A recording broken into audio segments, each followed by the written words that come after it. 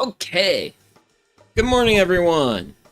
My name is Sugi Yamagawa, and today on VTubing my slow life hobbies in my 30s, we're making beer today! Yay! I like beer. I like beer too much. But yeah, we're gonna be making Oktoberfest beer because, well, I want this to be ready by coming up, getting close to August is usually the craft breweries around me. They'll usually start releasing their Oktoberfest beers on August, so August is kind of like the month a lot of those beers start coming out, and then past that, we usually see Oktoberfest beer in stock, usually through October proper. Granted, it's also a little bit misleading, because Oktoberfest actually starts in September, not... It actually starts, like, I think about midway through September and then carries through into the first couple of days of October. But, yeah. I've already got some water in my brew kettle here. And I'm slowly getting that up to temperature for the mashing. Mashing, we're going to involve our grain, all that good stuff. But yeah, oh, yeah. Also, before I forget, for those here in the US, happy Memorial Day, everyone. That's kind of the reason why today's stream's happening today, is I have the time to do this. Also, I was looking through my recipe book here, and it's actually been a full month. Well, 2 months. So I brewed my Kolsch at the end of March, so we're now coming up on end of May. So it's been a little while since I've made some beer, so I'm gonna make some beer. Also, I had one of my personal goals with, like, at least, like, doing brewing related stuff is I want to do these once a quarter, so 4 times a year. And so far I have done 1 this year. So this is gonna be the second one. Granted, I forget, what did I... Because it was recent when I made the one beer that I brewed on stream. So I want to say that was the Kolsch. Probably what I did is probably made the Kolsch last time. But today we're making Oktoberfest, which is my favorite style of beer, so real excited about that. So we're gonna keep letting this go up to temp. Granted, I'm gonna have to really watch it because we're already at 1:30. But oh wait, a brewing stream will not be a true brewing stream without starting off with a cold one. But because it's still in the AM, we're doing a nice cold tea before we get into beer. I actually do have a bottle of my Kolsch. I also have a bottle of my Golden Ale. Oh wow, I might have actually chilled that tea a little too much. There was a little bit of ice in it. Now, probably should go ahead and get started on opening this up. So, this is my milled grain. This is the malt. This is the part that gets us our sugar for the beer. This is also the ingredient that gives us the body and all that stuff. And undoing this really simple knot in plastic is always, like, it's challenging for me. It's usually challenging. Granted, this one, they actually happened without a lot of fuss. I'm very thankful for that. So, go ahead, we get to see our grain. So, this is the stuff that's going to become part of the sugar for the beer. This is also what contributes body. Also, so when we get to adding the yeast and the yeast start doing their stuff in the beer, this also helps contribute nutrients to the wort mixture that the yeast can feed on. And I guess we'll go ahead and go through a little bit of the malt bill, which the malt bill is basically what malts we're using here. So I've got 5 pounds Pilsner, 2.5 pounds Munich, 2.75 Vienna. I have a half pound of wheat malt. I have a half pound of Victory, and then I have a half pound biscuit. So this is going to make a reasonably lightish beer with like a reasonably good body. And I do want to go through my notes and be like, what sort of... Because I definitely want to keep my temperature pretty low for an Oktoberfest. Yeah, I'd say 148 would be fine as far as mash temperature. Which mash temperature is the temperature you will mash at. And big reason why we mash is right now in here we're mostly dealing with starch. We're not there's actually not really a lot of sugar here right now, but there's enzymes in there. So we mix this with the appropriate amount of, well, the right temperature of water. Those enzymes will get activated and it'll start converting starch into sugar. One of the reasons why grain is malted before it is prepared for brewing is to actually activate the, well, kind of get those, like, get the plant to start, like, making those enzymes. Right now, those enzymes are pretty much in a sleep, if you will. So we're gonna eventually wake them up with some water from our kettle here. And that's just gonna, and we're gonna let the mash do its thing.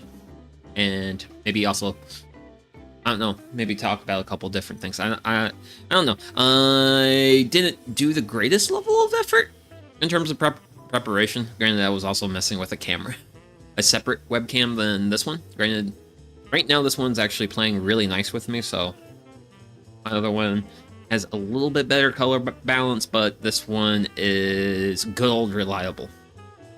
So I want to check my, so this right here, this little round thing on my brew kettle, this is a temperature gauge. It has a little temperature probe, and let's see what the temperature is. Okay, so temperature is 140 degrees Fahrenheit. Also, I'm going to be using Fahrenheit units for today's stream because those are the units I'm most familiar with and comfortable. If people wish for me to, like, add some metric in, I'm more than happy to do so. A lot of my stuff, at least as far as temperature is concerned, I can, not too terribly hard to convert over. So, we're at 140 here.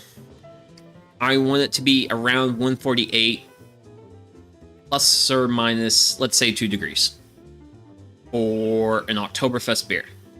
And I'm going to let this keep going higher than 140. We'll probably start mashing in around 160 at the brew kettle. And that's because this malt is right now at room temperature.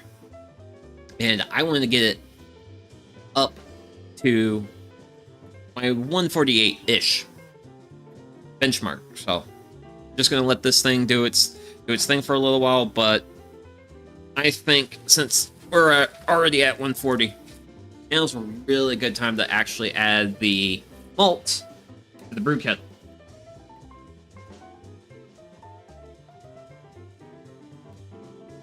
It's very dusty, but that's also just because it's basically flour dust is what it is. Oh.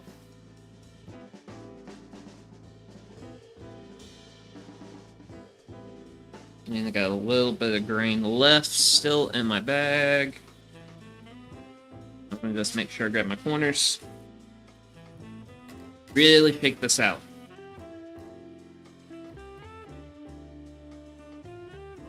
And with my bag empty, I'm actually going to take this and set it off to the side because I actually reuse those. Because this, as it was originally manufactured, was a single-use plastic item. Well, I have used this single-use plastic item to bring my malt home. Now, I'm going to set it off to the side, and I'm going to use it as for its original intended purpose as a trash can liner. So, one thing I try to do a lot around my homestead, my home, is I try to use plastic more than once, because I try not to generate too much plastic waste. And then one of the ways I do that is trying to reuse plastic where and when I can. And also because I do recycle and I also compost, I actually don't generate a lot of waste. Like, generally half the time I don't even take my trash can out to the curb. So, where are we at? We are coming up on 160, so I think we'll just let that run. We'll let it run for about 30 more seconds, and then we'll actually start mashing it. Great, when we start mashing in, I have a gauge. Actually, I will need this. So, I have a little bit of a pointer. But I do have, like, a gauge here. And that's how I'm going to tell how much water I'm going to be adding to the mash tun. Because I want to keep track of how much water I add. Because there is such a thing as a little too much. So, let's go ahead and start sending some water in. When you're adding water to your mash tun, you want to make sure you're not adding, because the water temperature is warmer than the temperature the enzymes like to play at. You want to be very careful and not overheat the enzymes, because if you overheat the enzymes, you inactivate them. They will no longer be able to be used. Well, they won't be able to do their job, and we really do want them to do their job. We won't get beer otherwise. So that's first gallon in. Now for this stir at this point in time, I just give it a light stir. Because I don't have quite enough water in here to really mix it. So, actually, I'm going to turn down the heat a little bit. Then we're going to go ahead and we'll go in with our next round of water.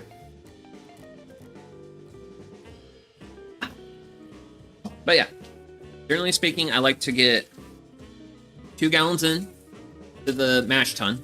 Then after that, I'll then be a little bit more interested in actually actively monitoring my temperature. And then I'll just add hot water as needed to get up to the temperature I want. Because right now I'm still feeding. Oh, it's bubbling. That must mean there's an air pocket in it. Oh. Because I'm still applying heat to the brew kettle here. So this is still going up in temperature. And I want to be a little bit careful, because I don't want it to get things to get too hot. So, this mash is still very stiff. It's a little hard to stir. But I am going to go ahead and get my handy dandy thermometer ready. And all I do with it is I just plop it in there. All I do. So, since this mash is still a little hard for me to mix, I'm gonna go ahead and hit it with another gallon.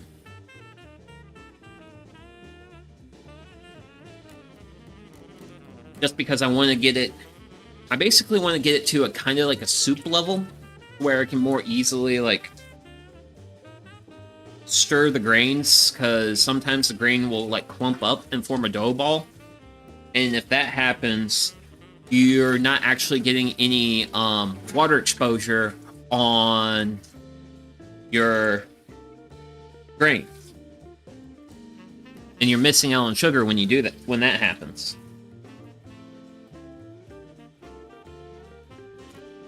Okay, so the temperature of our kettle has now went over 160.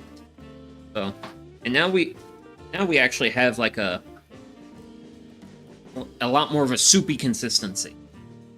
But it's still a very stiff soup, but everything is more suspended. There's a lot more water. So I'm gonna just keep giving this a nice good little mixin'.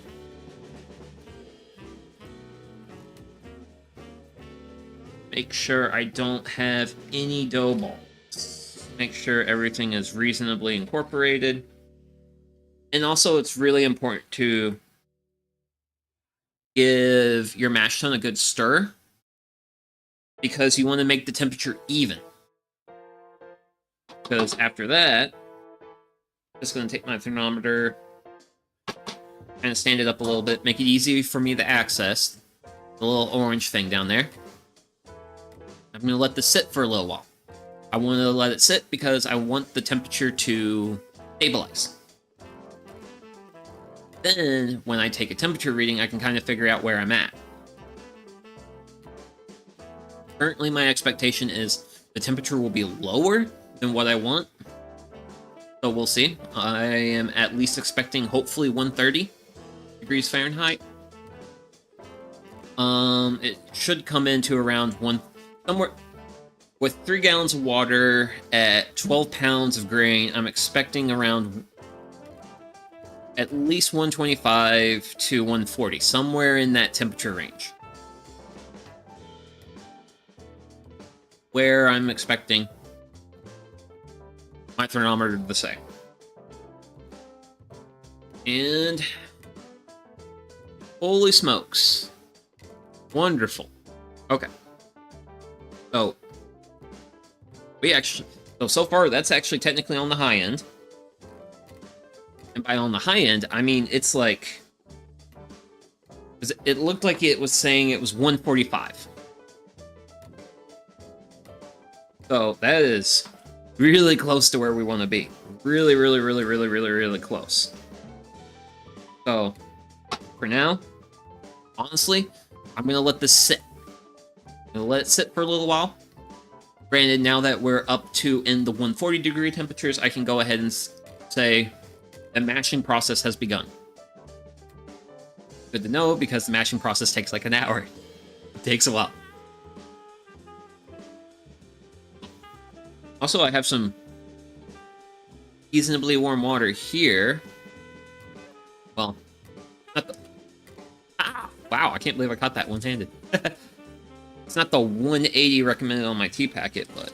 Actually, is this the lower one? Oh, no, that one actually recommends boiling. But we've got some pretty warm water in our brew kettle. And we still have quite a bit of time before we get to noon. Still got like over an hour. So I'm gonna grab a little bit of water for some tea.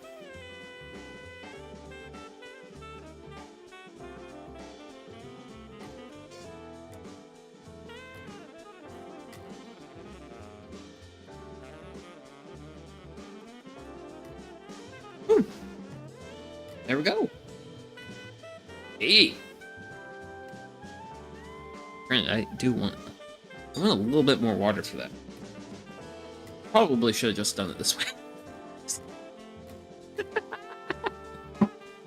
Besides, I didn't say I was going to just be brewing beer. Brewing beer and tea. So, the temperature actually came up a little bit, and we're sitting around... We're actually sitting at like around 146 right now in the mash tun. So when I get like this close, where I'm like very, very, very, very close to my temperature, I always give it a good stir. Make sure my thermometer ends up in a different kind of sort of area of the mash tun.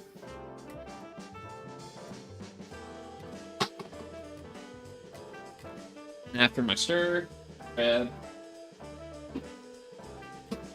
get my lid. We're gonna lid this and we're gonna let it sit for 5 minutes. The reason I lit it and then wait 5 minutes is because I want to see where the temperature comes in after 5 minutes. Because then that tells me whether or not I'm going to be low or high. Because sometimes after sitting in here with the lid actively on it, that temperature will come up. Which if it comes up like 2 degrees, oh, that's fine. That's great. We hit 148. It's great. Need to brew a Marzen. Oh, hey, Atropa. But yeah, Marzens are great. Oktoberfest is great. The German beer styles are just great. I actually blame my Bavarian ancestry for my love of all the German beers I enjoy. Because basically generally speaking, where my taste in beer right now is I like light, flavorful beers. I have the grain, but grab the wrong yeast. Oh, man. Yeah, that's a thing granted, I'm like absolutely spoiled by the quality of my local homebrew store. Like, just so many varieties. Granted, also speaking of German beers, I need to get around to brewing a Hefeweizen. I have never made a Hefeweizen, and I do like me a good Hefeweizen. And it's summer. I probably should. You know what? I should have probably brewed a Hefeweizen today. That's probably what I should have went ahead and did, but I did not do that. Instead, we're just making Oktoberfest. I know. Yeah, I am like deeply fortunate that I have like the quality of a homebrew store that I have, because I have a Kolsch that I need to keg. Ah, nice. I actually had, well, my last beer was actually actually no, my camera's oriented this way. I actually have a Kolsch. That was my last beer, and I will be cracking open the Kolsch later, once we're actually like in PM, not AM. Because that is one of my rules with beer, is I don't drink in the AM, because I like beer, but I don't want to have a problem with it.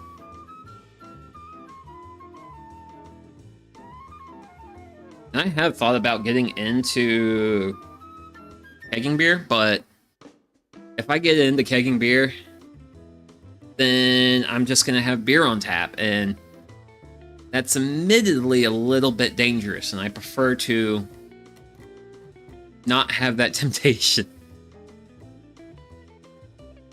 I really don't want to have that temptation. And that's also like a thing, is like I have to have rules. If I don't follow the rules, then I'm gonna get hurt. If I hurt, I'll get a hangover. Which is why, as for... Oh! My house came with a commercial kegger? Wow! Nice. Nice. That's actually a little bit of a jelly. I'm a little bit jelly of that, but... Because if I already had the kegerator, then it's like, okay, well, that's a sunk cost. That's already like, okay, well, I already have the thing. But yeah, I'm pretty sure it's been 5 minutes. So I'm going to check the temperature of the mash.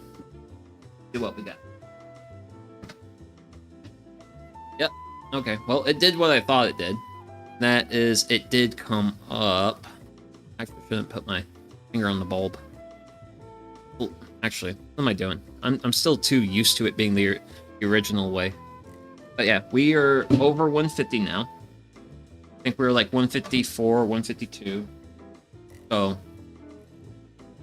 too high for an Oktoberfest. Granted, those are good temperatures for a like a stout. So, bring the temperature down. I'm just gonna go ahead and because I just need the temperature to come down a couple degrees. I just take the lid off. Take the lid off, just let the heat naturally escape. Give it a little bit of a stir to help continue to even out temperature. And then I'm just going to let that sit, and then... Because as long as I avoid, like... As long as I stay under 160, I won't be deactivating any enzymes, so... And that's the fun part with brewing, is trying to thread that needle of getting the right mash temperature. Ooh, he's warm. Let's see. So I know I won't... So at this point, I can firmly say I don't need any more water. But I am gonna fill this up. So that way I have strike water for later.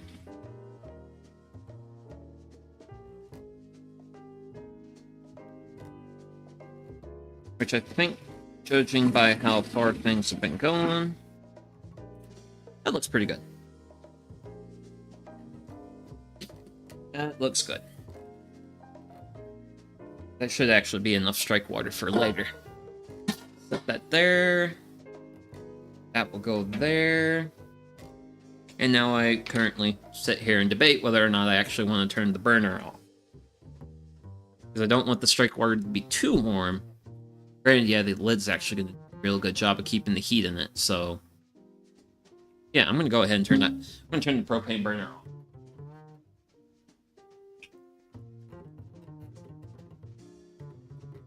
Besides, I'd rather stand over a hot brew kettle today than grill.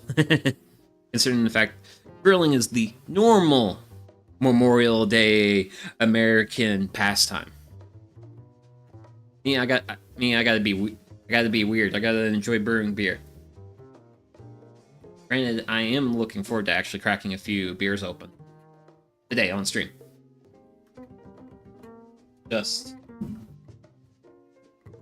I've got to wait an hour for that. But I am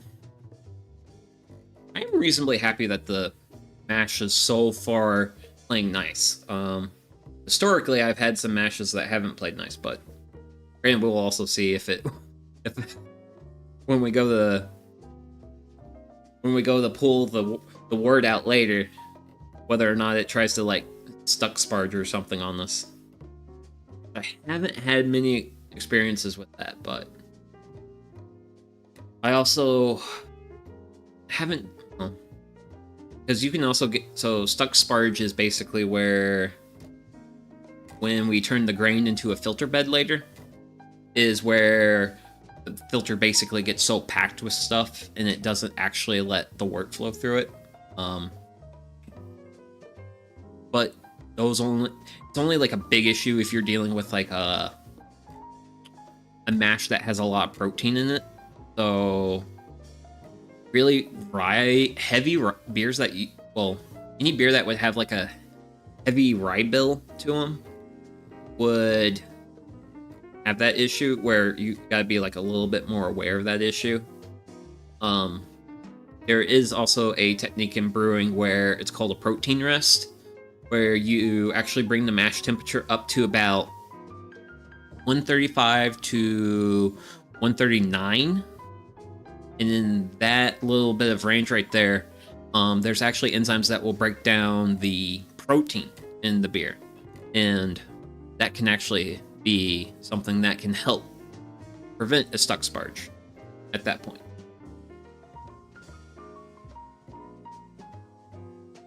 But yeah, this is also coincidentally mashing is also coincidentally the most boring part of brewing. Because you're just basically hanging out for like an hour. Granted, we are already we're almost at 15 minutes, so. Granted, probably should check the thermometer and see what my mash temperature is. Which has come down. Okay. So I'm actually going to give this a stir, and we're going to throw the lid on. And then 5 minutes after that, I'll do another check, and if we're still happy with it, then I'm going to roll with it. It'd be pretty good. That's why it's the best step to have a beer with. Correct. Correct. Granted, typically when I'm actually... Well, if I was not streaming the brewing process, this is also the part where I'll, like, go make food. This is the best part to actually, like, go make food or something. Granted, I feel like one of these days I might actually figure out a way to actually make food, which there's ways for me to do that. I don't have any of that prepared for this, for today. But I mean, once the mash is done, we'll be able to, well, once we're close to, once the mash is finished and then we probably get the strike water in, should be at a good point for actually having a beer, at least as far as like time's concerned. But we'll see. Granted, so far I mean, I should have actually pictured stream is what I should have done, but I didn't do that. But I gotta say, the hops so far in the yard are growing fairly well. Hopefully, hopefully they'll actually be reasonably ready in about, because I think I usually harvest my hops around mid-August. Usually when I do it, but it varies. Because one of my big issues is with me growing hops at home is my trellis isn't tall enough. Because hops know when they actually reach the top of their trellis, and when they hit the top of their trellis, they'll actually send out branches, and then they'll go into flower. Like, very quickly. And that is, like, one of the great downsides to growing hops is, like, your harvest can come in over, like, a period of several months versus, like, 2 weeks. I would prefer 2 weeks. Which is why I put a whole bunch of work onto the hop trellis build that I did recently, because I wanted more height, and I'm hoping with that more height, I'll get a little bit more consistent of a harvest, because everything will... The ones that grow quicker, they will be able to have a little bit more room to grow. Because even if hop bind does not get all the way up to the top of the trellis, it will... It knows when it will get close to the... Basically the time to flower. And I got too late of a start to do hops this year. I will say this with hops though, is hops are kind of a long game. Because when I first planted out my hops, I got really small harvest for year 1. Year 2 was better, and then it was honestly by like year 3 when I was actually really getting some like enough production to actually like brew a beer with. Because it takes a while for like the hop rhizome to get established. It's kind of like I mean, it's honestly like nearly any other perennial crop in the garden, like asparagus or rhubarb. The best time to plant it is like 3 years ago. But granted, once you get the hops going, and you get to about the 3-year mark, you're now at the point where you now actually have to control the hops, because they will spread. They will spread and they will try to take over everything, which sometimes it's nice to have plants that, because I don't mind taking care of plants, but it's nice to have plants where, okay, I just have to take a weed eater to this once a month, and that's like the extent of my work in helping it grow, and helping it grow where I want it to. Like, that's kind of like the case with me and blackberries. Luckily, you have a farm. I mean, yeah, That's nice. It was funny. Let's see, when was that? I think it was like 4 or 5 years ago. There was actually a plot of land for sale reasonably close to me, and it was like 5 acres for like 100K, and I was deeply tempted by it. Because I could get a pretty good, because if I had acreage, I definitely want to do an orchard. Granted, I kind of have like my mini orchard of chestnuts, which the chestnuts are actually, they haven't fully came out in flower, but so far I'm getting like the pre-stamens coming out, and so actually flowers should be like fully out in probably about another week or 2. So, and then hopefully a month after that, I should start seeing if any of them got fertilized. Because last year, I think I only got like 5 chestnut burrs off of 1 tree, even though I had 2 trees flowering. So my fingers crossed moment for this year is hopefully I get chestnut burrs on all of my chestnuts. Granted, I mean, also speaking from my perspective, I'm a suburbanite on a 1/4 acre plot of land, which is a reasonable amount of land.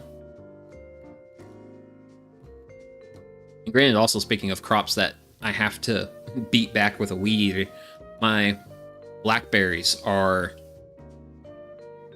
very aggressive go-getters when it comes to growing and controlling. Granted, sometimes the blackberries kind of win. But that's admittedly fine because, I mean, last year I had enough production out of them to actually like make blackberry wine, which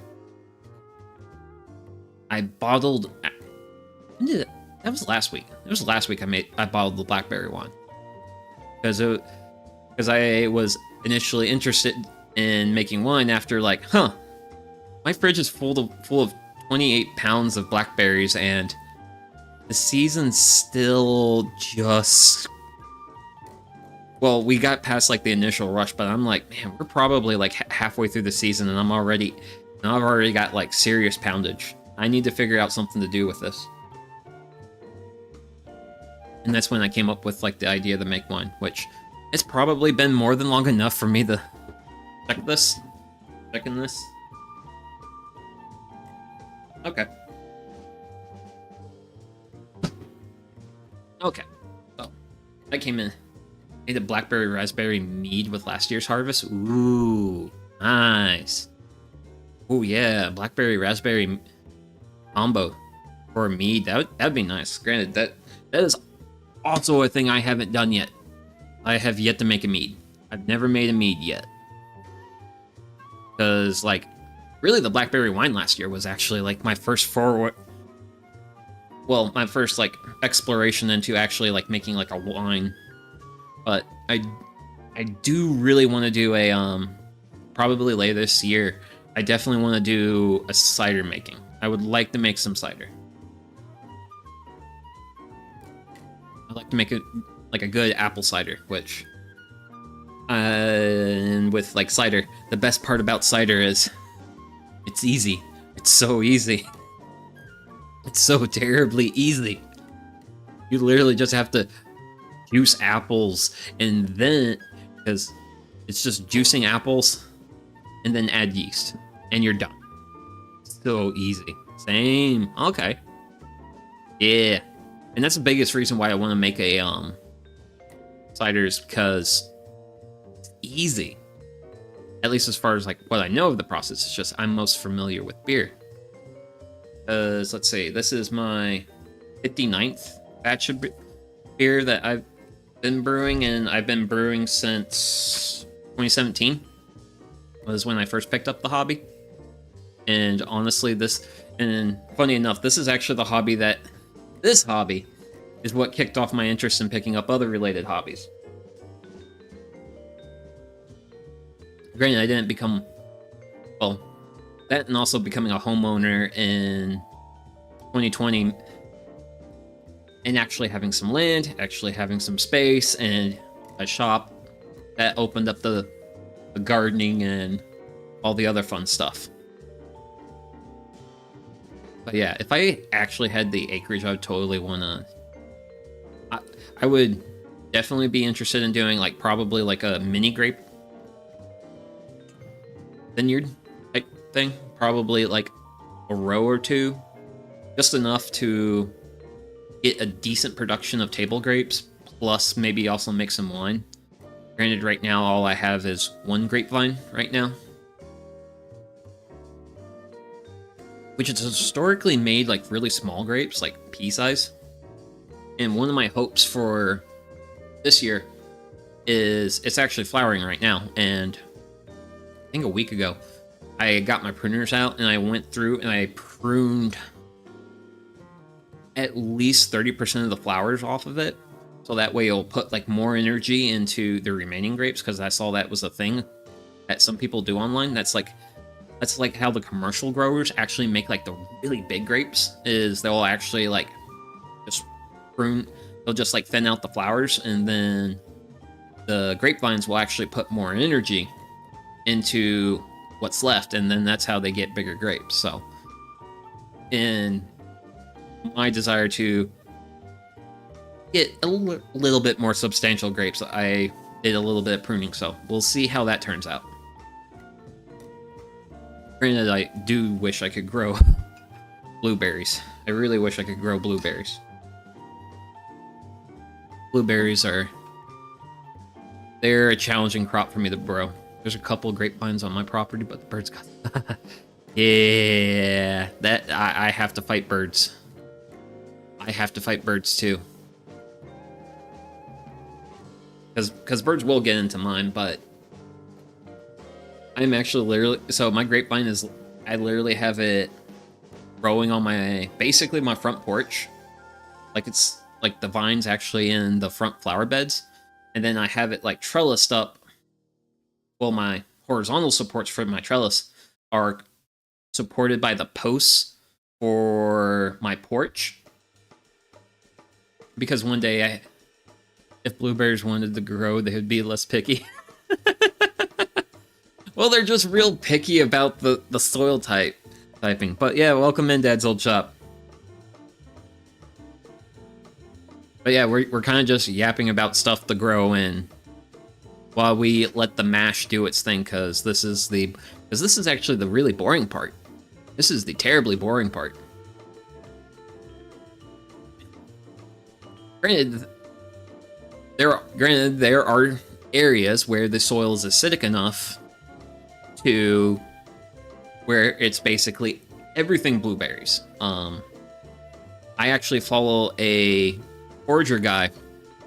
He goes by Eat the Weeds, and he actually grew up in Maine, and he talks of just like whole areas up in Maine where it is that's like the only thing that will grow is blueberries, and it's just blueberries, just acres of blueberries like out in the wild, and it's just like, goodness gracious.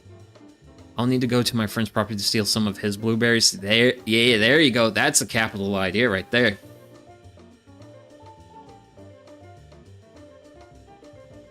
That's the way to do it. Cape gooseberries are awesome, drought tolerant, good yield, just need some heat. Ah, okay, okay. I've seen gooseberries around. I've seen them in my like gardening catalogs, but I haven't actually thought about like growing any. But I'll have to try them first. I have to try them first and see if they're worth growing. It's funny enough. When I first started growing blackberries, I started off with like, I bought, I think four thornless canes of blackberries. And now, in order to manage my blackberries, I do so with a weed eater and aggressive amounts of pruning. Like they just go gangbusters where I live. Which is also like kind of like part of the earlier conversation, is just like, man, it sure is great to just have plants that you can just abuse into the positions you want them. which that's pretty much what blackberries are for me. That's what hops are for me. I definitely wish I could get a better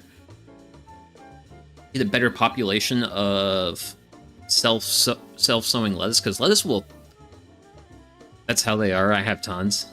Brandon, I'm pretty sure you probably have the thorn variety, I would imagine, or like because I have thornless, which one of the upside of the thornless is I can really dig into the brambles. Well, they don't have brambles, but I can really get into them for like harvesting and such, but the thorned ones are actually a lot sweeter.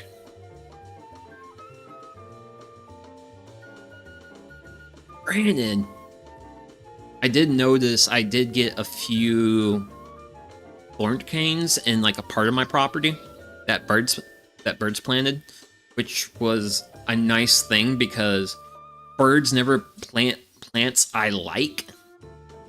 Because I keep a few of my areas, few areas of like the yard, a bit more on the wild side, and I have to periodically. I'll have to go through and I'll have to remove.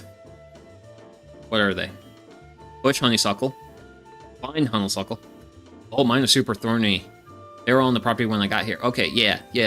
I figured you were probably working with like a more native variety, which are thorny, but the thorny ones are sweeter. Whereas the thornless ones, they'll be a little bit more on the tart side. But, which is why I'm kind of excited that I got a few of the thorn canes, because I might try to make like a little bit of area for just them, because they tend to be a bit sweeter. Granted, they're going to take a little bit more work to prune. I'll have to manage them a little. Birds love spreading pokeweed and spiny lettuce. Also, morning glories. Yeah. Well, yeah. I've got pokeweed. Check. Have that. Spiny lettuce. I don't know of spiny lettuce from where I live. And morning glories. I have actually got one morning glory plant.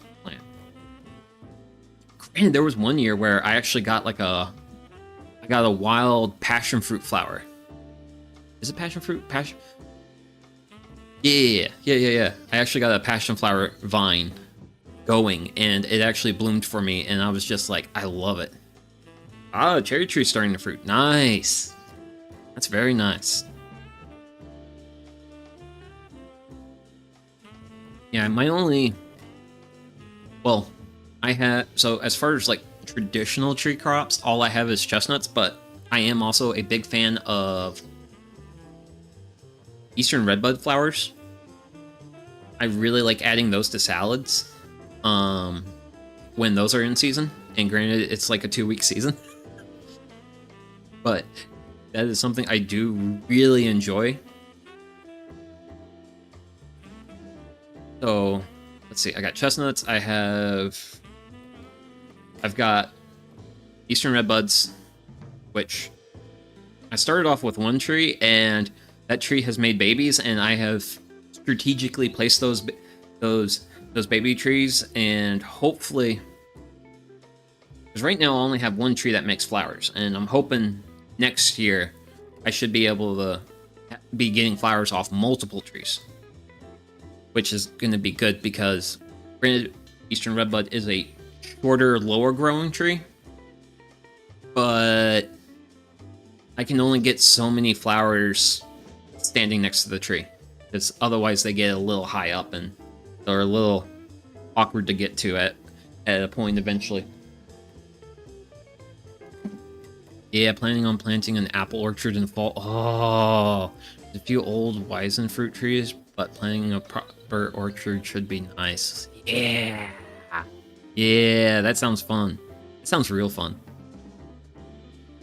Oh, yeah! Okay, so I do have... Okay, I just remembered I actually have a couple of other fruit trees. Well, so I've planted a couple service berry trees, because when you're living in a suburbanite situation, you gotta go for the trees that are small. So I actually... How many service berries do I got? 3, 4, 5.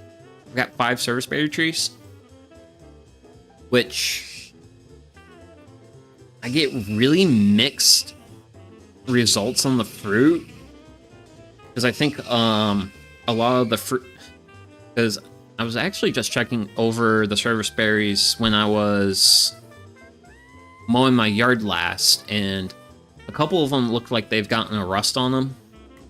But also my serviceberries are also kind of on the smaller side. They're not like full-on properly sized trees, so I'm hoping as they mature and get older and bigger, hopefully I'll be able to get like a more consistent harvest of serviceberries, because that would be real nice. Because serviceberries are actually really good. That's actually actually this time of year. Granted, right now you don't have enough trees to offset my anti-tree crusade. Oh man, I am on like trees wall to wall crusade. That's my crusade. Because I eventually want to have enough of a tree canopy in the front yard to just shade out all my damn grass. Because mowing grass is a mother. Insert explicit word there. I hate mowing grass. Granted, I have also made it difficult for myself by mowing my yard with a rotary mower, but the rotary mower also takes up the least amount of room in my shop.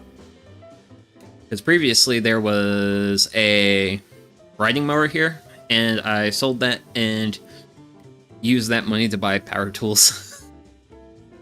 Ooh, I'm planning on buying one of those small sawmills to help with thinning my woods. Ooh. Yeah. Nice. Yeah, that is another thing I would be interested in if I had the land. I don't have the land for that, though. I have about 3 acres I'll let my neighbor cut for hay at the moment. Ah! And to talk about land in terms of acres, man. It's beautiful. But I have put a near unreasonable amount of effort into growing a significant amount of trees.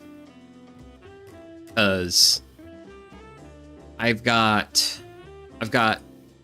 4 sycamores growing right now, which those things are just growing like weeds because I didn't plant them, they planted themselves, and 2 I've left alone, 2 I've transplanted to other areas to where they can kind of like spread out and do their thing a little bit better. And those are like, because I've got 4 sycamores, which those will become very large trees. I have 1 swamp white oak that's going to become a pretty decent sized tree. And also, it's probably going to be a long while before I get acorns off of it, but acorns are edible, and swamp white oak is in the white oak family of oaks. You got the white oaks and you got the red oaks. The white oak acorns have less tannins in them, so they're a little bit more fit for human consumption. Because I have consumed red oak acorns before, and oh goodness gracious, it's just terribly bitter things. Terribly bitter things. My lot is too small for the trees my previous owner planted, so we had to cut down a lot. At least they damaged the house/plumbing. I mean, that's fair. You're at least concerned about the house and the plumbing at that point. Ooh, swamp oak. That's a good wood for inlay small bits. I mean, just generally white oak's just a really good wood. Granted, speaking... Swamp oak, nice. Yeah, I had there's like a local tree planting organization, and they had leftover trees from a planting, and they're just like, hey, public, show up. We will have our trailer here with our trees. Please take our trees. So I grabbed swamp white oak as one of my choices, and then in what may have been a questionable decision, I also grabbed a bur oak, and that's my other oak. So I've got a swamp white oak, and then I also have a bur oak. Which the bur oak, admittedly, I didn't do the best job planting, because I should have dug like I should have literally just grabbed a post hole digger to, because generally speaking, when you plant trees, you're not really planting too much of a depth, generally speaking, because the plant's roots engage in air exchange, and you kind of want them to be like somewhat close to the soil. Just depends on the size of the root ball you're working with, which these two were 1 gallon size containers. Well, were in 1 size gallon containers when I got them. And yeah, that the bur oak taproot was probably 2+ feet long, and I didn't make my hole deep enough, but I just kind of like laid the root in and then just like packed it all in.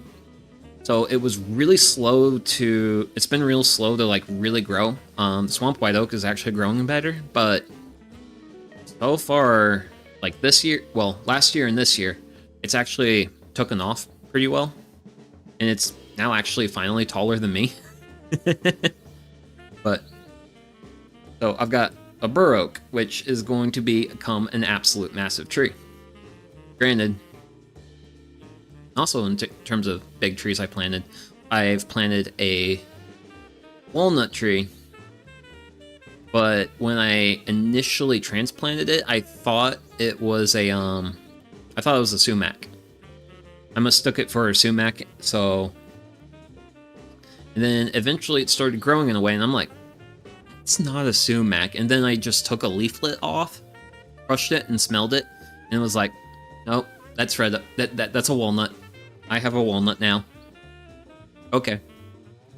Because right now I've got it planted in between my bur oak and also my primary large tree I have in my yard, because I have a black maple in my side yard.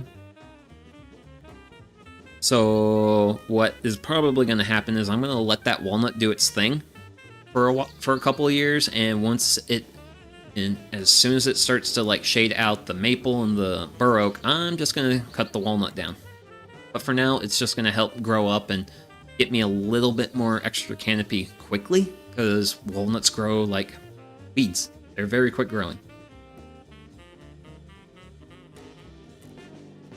Granted, and also speaking of like food production trees, these were late additions to my yard, because I think I need to tap my maples. I mean, as long as you get a decent amount of chill hours, you should be able to get a decent flow out of them. I imagine so. Shouldn't be too difficult. Big, stiff, hurts. But I'm not gonna tap one maple tree. I'm not gonna get enough syrup out of it to, well, I'm not gonna get enough sap to make syruping worthwhile. That's not gonna happen with just one maple tree.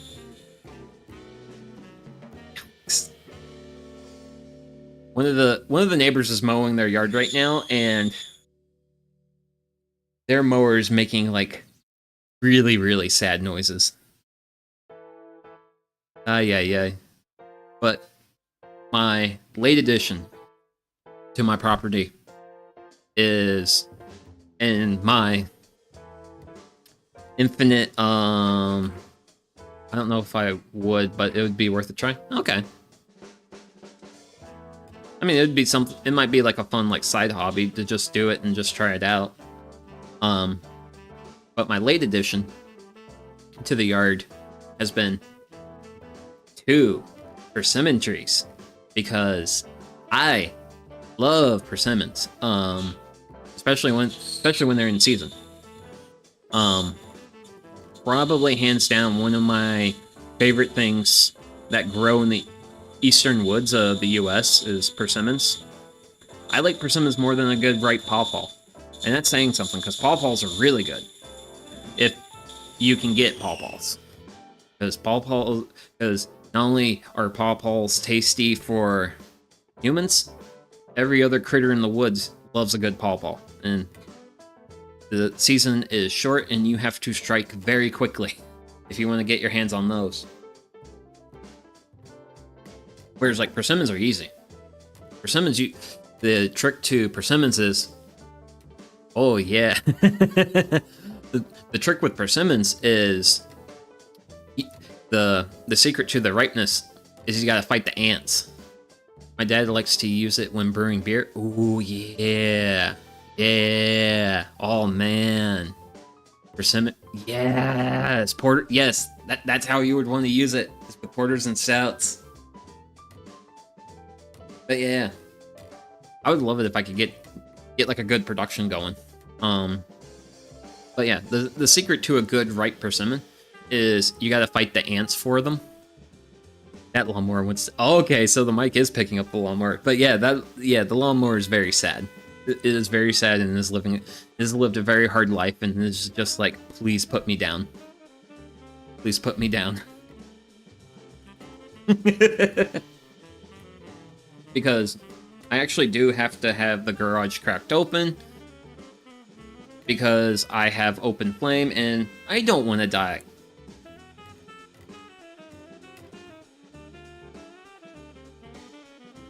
Because of burning flame. But speaking of burning flames, back to time to get this going because we got like 15 minutes left in the mash, and I'm gonna make sure I get my strike water up to temperature so that way we're good to keep the process going.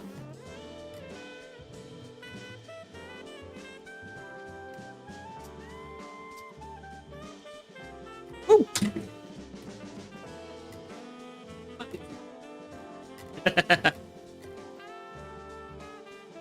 And then eventually I'll grab a little bit of water for the last tea, and I think by the time I finish this tea off, we'll be at a time where I can actually like start cracking beers open.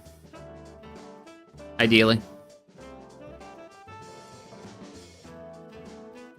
Woo. But yeah, I'm trying.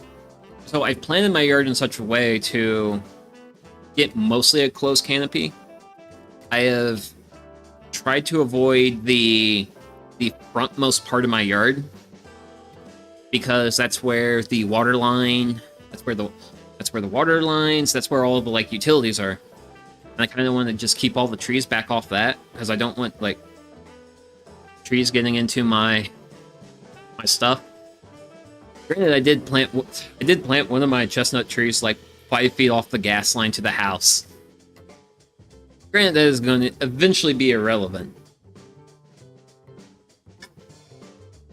Because I'm planning on, at probably some point in the next 2 months, should only take 2 months of saving for it, I am going to get a heat pump water heater. And once I get the heat pump water heater, I can turn the gas off to the house. And I'm looking forward to that because I have a solar panel system, and right now my lowest utility bills are about 40 some odd bucks. And if and of those 40 some odd dollars, 30 bucks of it is just the connection fee for the gas line. So if I heat pump the water heater, I can turn the gas off. Those are nice. Got one the other day. Yeah, nice. And I also have very nefarious reasons for wanting a heat pump water heater, and that's they make cold air. Because right now my basement's sitting at about 65 degrees. And as you see, based off what we're doing here today, I am going to have a part of my basement that is going to be very cold. And what I'm thinking, one of my game plans is, I'm thinking about making like basically it's going to basically be a chest freezer with no lid on it. And then I want to pipe the cold air into it. And then it's not going to have a top. And I want to see if I can't create like a area where I can basically keep the temperature around like 45 degrees for lagers, because right now for like lager beers, also maybe have like a bit of a storage area for like potatoes and onions and like other crops, but like just create like a space where it is basically very cold. Well, not like very cold, not like freezing, but like colder than what the basement's usually. Because right now, because my basement's a walkout. I'm technically in my basement right now. So my basement actually experiences a fair amount of swings in terms of temperature. Because during the winter, it'll get down to like 58, 59. Be like a low temperature for the basement. And then as we go into the spring and then into the summer, my basement's gotten as warm as like up around 70. So I'm hoping with the heat pump water heater, I can create a space that's just lots of cold air that hopefully I can like control to some degree.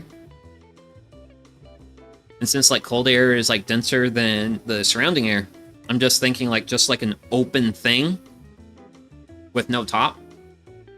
And then I just send cold air into the thing. Heat rises out and it keeps like a nice cold spot. And then if I want, I'm also thinking about like adding slats to like one side, and I would have them stacked in such a way where if I just take them out, it will lower the rim and allow more cold air to spill out or something. I don't know. I don't have a heat pump water heater just yet, but when I get it, I am going to be using it to hopefully get better temperatures for this. Because right now, do I have any near me? No, I don't. But I do buy this tea brand in the 2-liter bottles. And I actually, if I want to lower the temperature around my fermenter, I have, actually, wait a second. I have one in my cooler.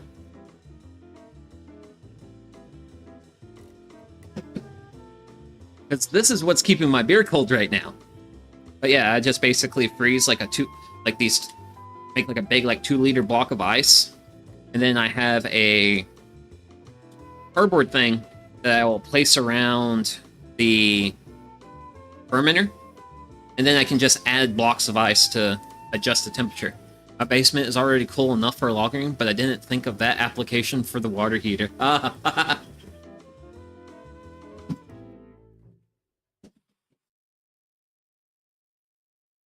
But yeah, that's kind of like the thing with me is like my basement's not consistently cold for lagering.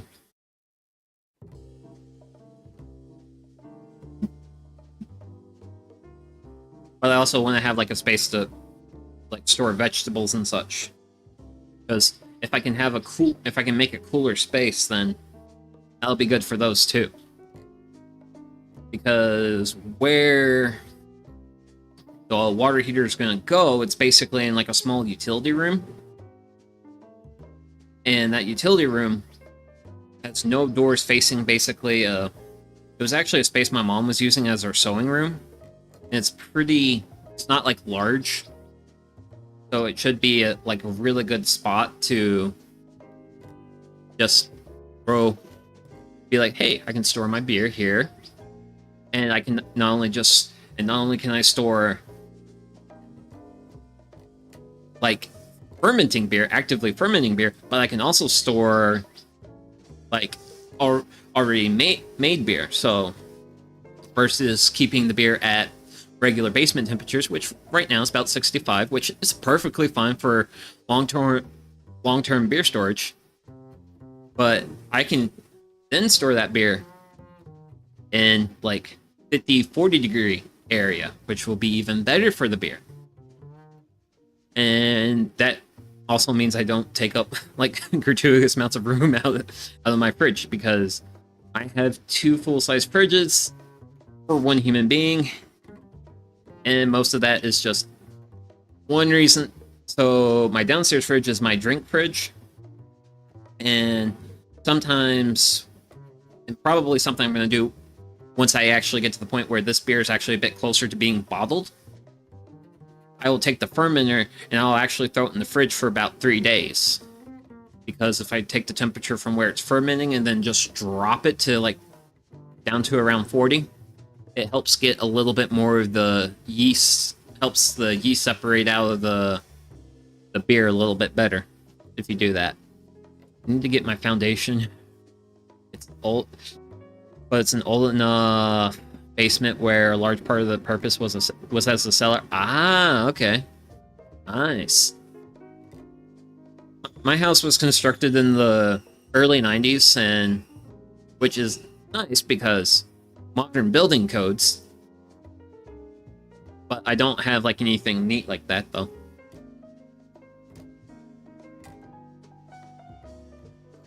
Granted, the best thing about having a reasonably modern house is I don't have to worry about aluminum wiring. Aluminum wiring is like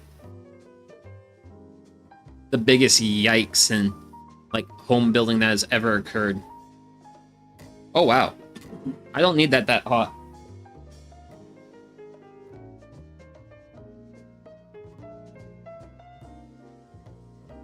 That is pre-Civil War. Oh, okay.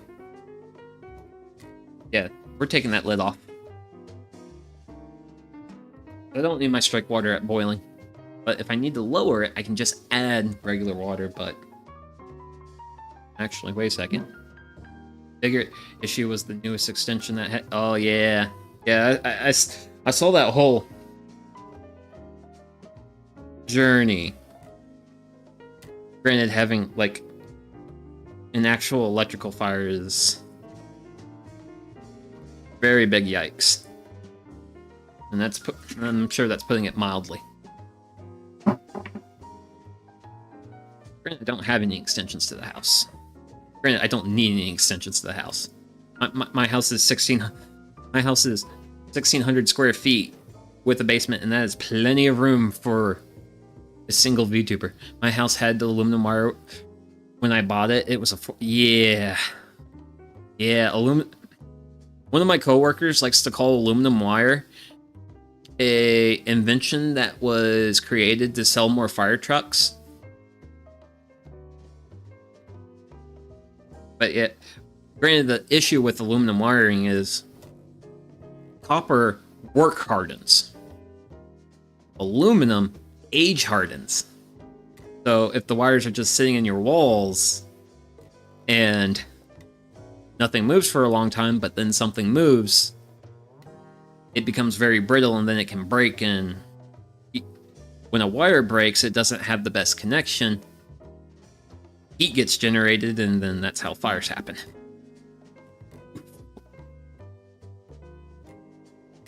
But hey, that's certainly definitely money well spent, though. Getting that fixed.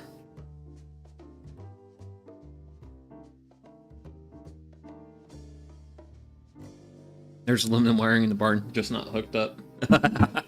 Fun. Granted, it's not like it's not like truly the worst kind of wiring. Sucks. It was funny. After Grandpa passed away, and we were like kind of going through like a little bit of his like remaining stuff, my grandma showed me a spool of wiring. And she's like, I don't think we can really use this anymore. And it was electrical wiring manufactured by GE that was cloth covered. It was like the cloth backed wire. And it's like, no, we don't want to be using that anymore. They just completely rewired it with modern wires, but kept the crappy breaker box that needs to be replaced. My house was a steel, very lucky, bought in 2018. Yeah. Like, that is like the thing with like housing is like, man, these like past 5 years, what it has done to the housing market is like insane. Like, I knew my property value was going to go up when the county did the reassessments this year, but I was not expecting a 90K increase in my home's value this year. And like, I have a nice house. It's a decent enough house, but I was not, because I was sitting at like, because they previously valued it at 227K, and then they bumped it up to like 317, and I'm like, yikes. That's a jump. Which that just means I have to save up more money for property taxes later this year. Property taxes, what are those? Those are the thing that I pay, so that way I don't get kicked out of my house. I mean, granted, I'm also a lucky bastard. I'm a lucky bastard in the fact I inherited my house. So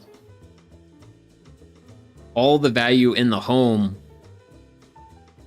at the time when I got it, right? My home has gained like, yikes, just on the assessments alone. Ooh.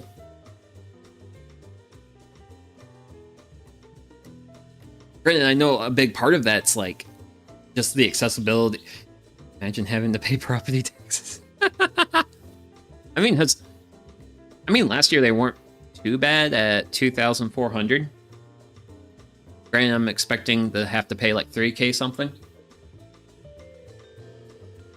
Now, granted, the property taxes usually pay for local schools in the US. Yeah, it's definitely more of like a city thing.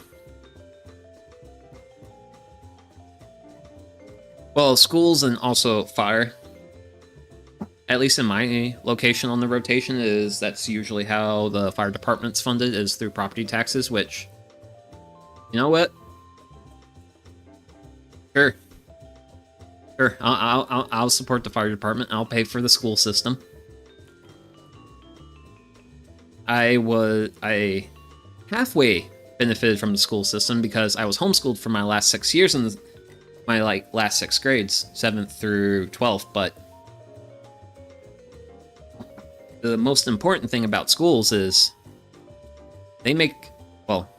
ideally they make the next generation smarter, so that way they can get good jobs and generate tax revenue, so that way I can have a social security check when I actually retire. You gotta support the next upcoming like taxpayers. Oh yeah, the local fire department's great. Yeah, I've definitely benefited from them. Okay. Big heavy lift. Because we are done mashing.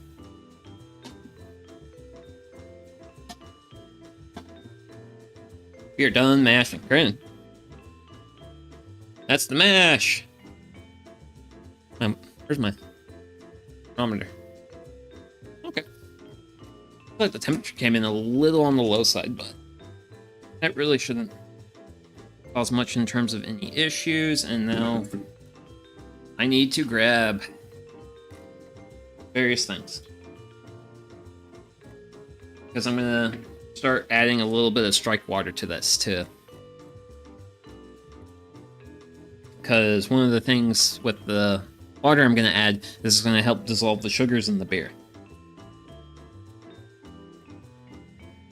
And I also like to get a little bit of extra water going in it, so I can actually...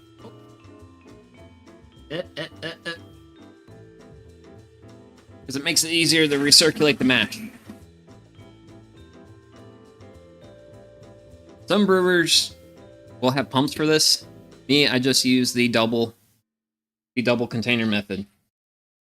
So I'm going to be adding water just to get this up. Temp. Granted, I'm not worried about my strike water being too hot. Nah. Looks like it's cooled down enough. Because you don't want to go like... So with this water, the strike water, you don't want it to be warmer than 180. Because if you get warmer than 180... Yes. Yeah. Always good to have extra.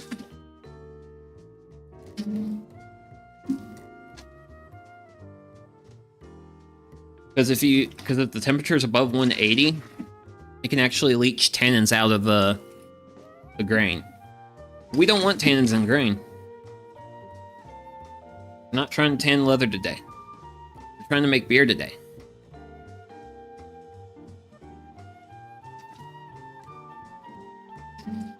Granted, I think that's think that's plenty enough of that. I'm gonna go ahead and we're gonna get the mash out going.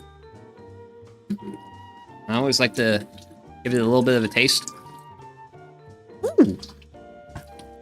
Tastes good.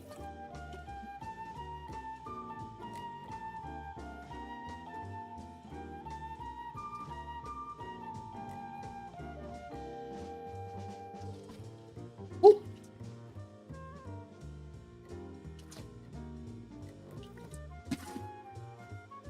Reminds me I need the tan pelts.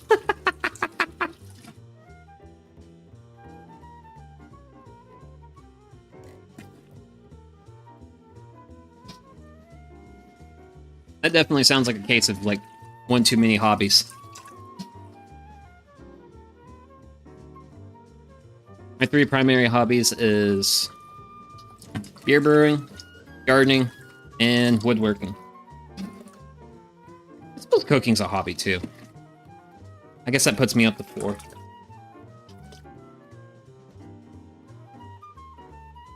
So it is getting lighter. One of the reasons why I actually use... I like to have a clear one. All because of fashion school. The clear one helps me, like, see my work, see how much, like, bits of spent grain I have in it.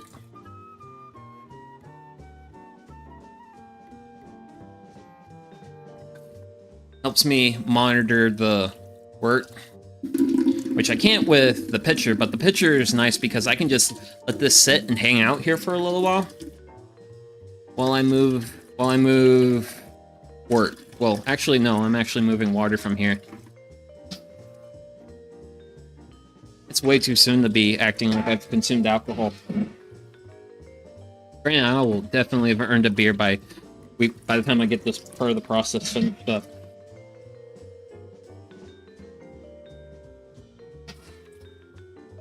Smashing is definitely the most boring part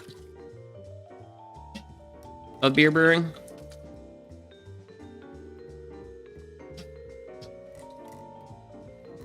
But recirculating the wort's probably my least favorite. It's way too active.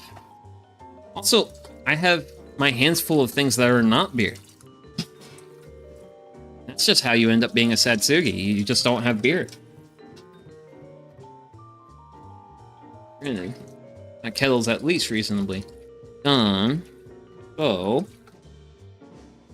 Darn it, I don't want to put that on my paper. I want to put it on the recipe. There we go. There we go. Switch out. I guess I'm forward to gaming, gardening, blacksmithing, woodworking. Nice. I used to do a lot more like board game type stuff. But then my sister went ahead and moved to like a different part of the county, and now she's like a half hour away from me.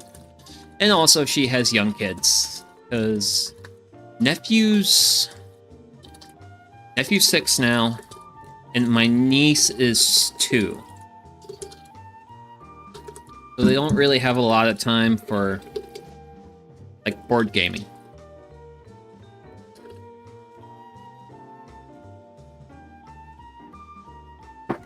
Granted, I am definitely a big fan of... I'm unnecessarily a fan of Settlers of Catan. Okay. Ooh, this is flowing quickly. I need to get better at blacksmithing. Let's not be talking about blacksmithing too much, because then I might be tempted to try it at some point, which I am.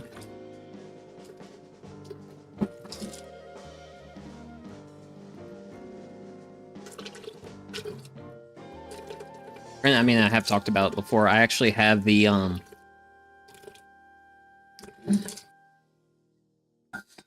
one of my family heirlooms that I possess is the old family anvil that was used at the old family farm. Real nice color. And considering the fact that it's like one of the biggest, one of the larger upfront costs with blacksmithing. Oh yeah, but in a few years, you'll get some little gamers. Yeah. I'm working on putting together an outdoor coal forge setup. Ooh, very nice.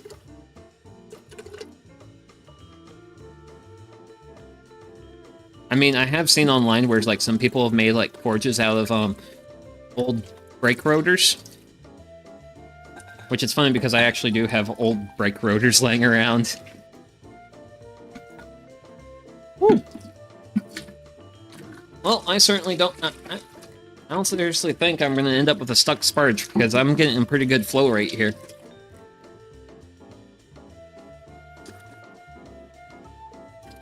Granted, right now I'm also getting real tempted to finish off this tea, because it is about to be noon. Working, I mean, I have the forge under a chart. Okay. I take it that's probably for the winter.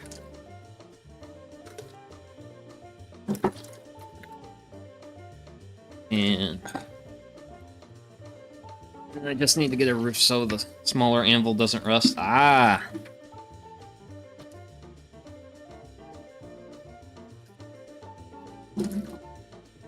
Yeah, currently my family anvil is actually in my garage. It's actually on the other side of the miter saw station, which the miter saw is on the other side of this mash tun right now, and then beyond that is an anvil with a cast iron tea kettle on top of it.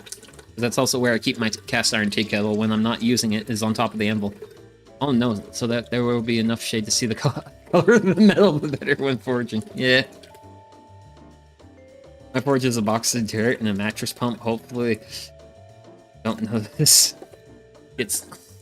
Hopefully the drought nose gets lifted this week and I can start again.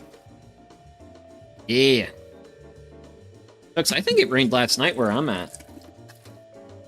Because I did do like a brief walk around the garden this morning. And it was definitely wet like it rained. Granted, there wasn't like a lot of wet surfaces though. Well, actually, wait, that's what it was. That's what it was. It rained last night. There's 2 propane forges in the bottom of the barn my roommate uses, along with a larger anvil. Ooh, very nice.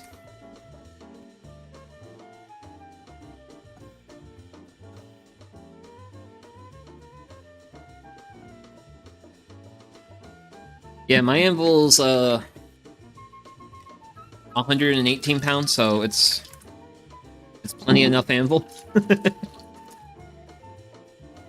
And then, actually, when I tore out my furnace last year, I kept the inducer motor and housing. And I was thinking if I needed bellows, I can just use an inducer motor for the bellows. And the chickens are probably hard of hearing at this point. Fun.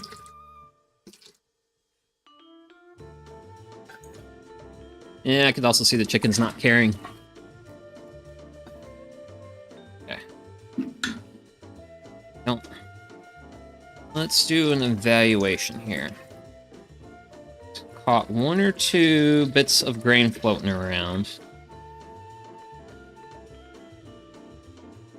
Nice. Open burn ban since October. Yikes. Yikes. I genuinely can't imagine that. Well, we occasionally will get burn bans. They're pretty loud, not as loud as the Peacock.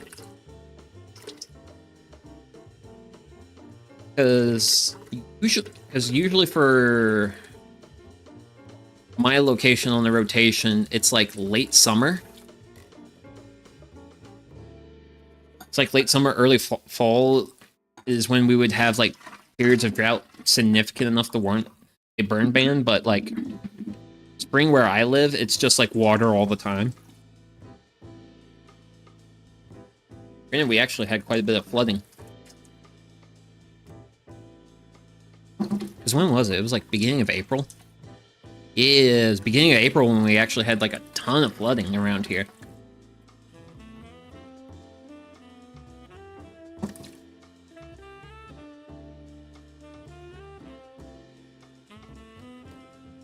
Granted, the flooding actually gave us a little bit of work because some furnaces got flooded. Which that is also another thing I like about my property, is that I will probably never flood. Because I'm kind of up on high enough ground.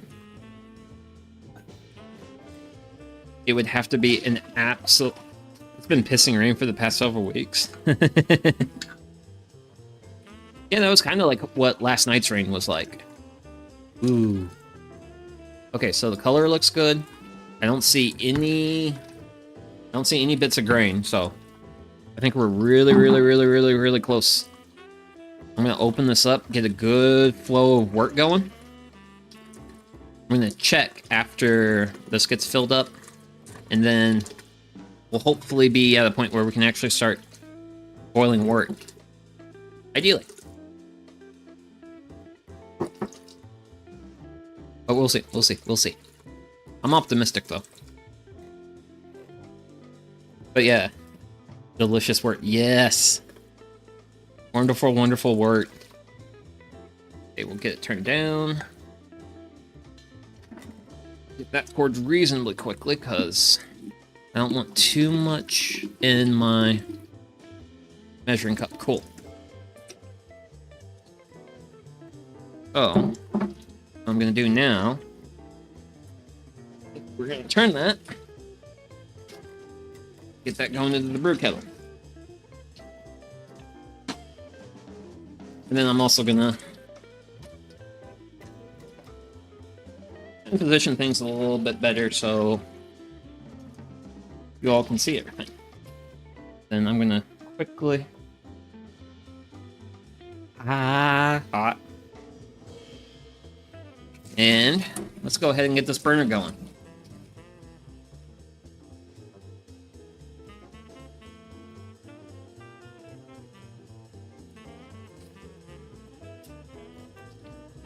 And burner's lit.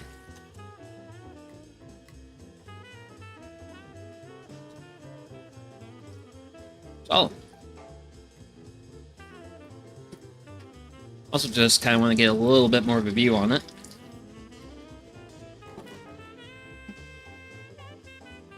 Man, that burner sounds loud. Turn it off a hair. Let it do its thing.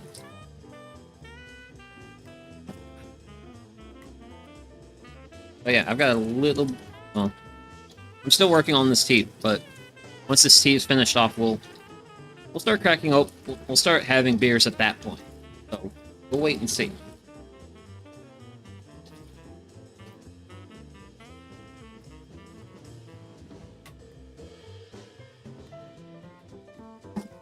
But for now, we're going to get our wort out of our mash tun, into the brew kettle. And then I get to look forward to doing the perhaps most exciting thing that there is to be done, and that's getting to hot break and then managing the hot break and making sure I don't end up with a spillover, because that's the fun part. It's a fun part if you avoid getting a spillover. Because wort, when you're getting it up to boiling temperature, you can see how we got like a little bit of foam. Some of this foam is from the wort splashing down into the brew kettle. We are going to end up with more foam being produced by the actual boiling process, and that wort and that foam that generates can be almost too much. And it can actually like foam up and then just like spill over, and then because keep in mind, this is ideally we're gonna end up with like 5 plus gallons of delicious, sticky, well, delicious, full of sugar, about to be beer liquid.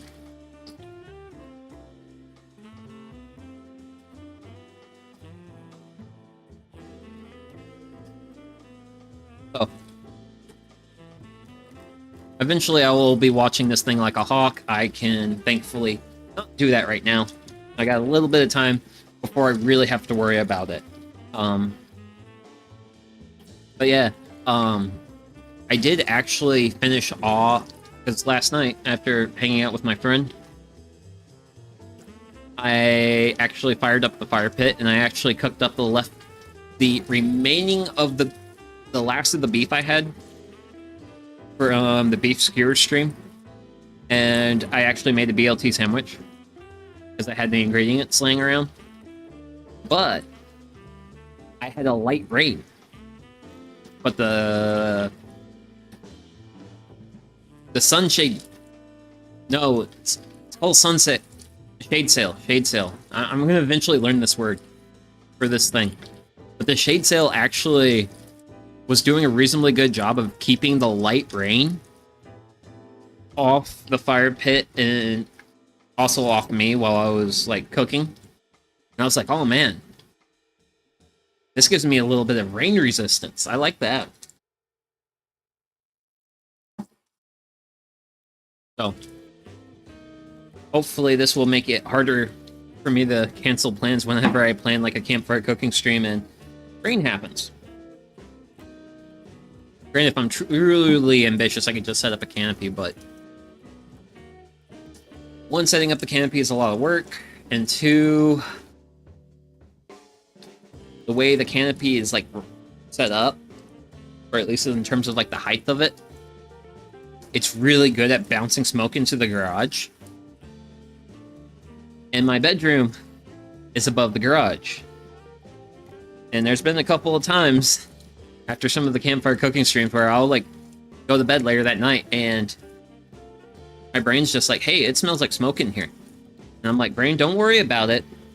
That's just from like the activities later we were doing earlier in like the evening. But it smells like smoke though. Canopy doesn't always help with rain when doing a campfire cooking stream. It's admittedly the best solution, but granted, if it was like actively like if it was just like straight downpour, I'd just reschedule at that point. Because if I get a pissing rain, it looks like the sun shade sail that should do a decent job of keeping water off me and equipment. But with, let's see.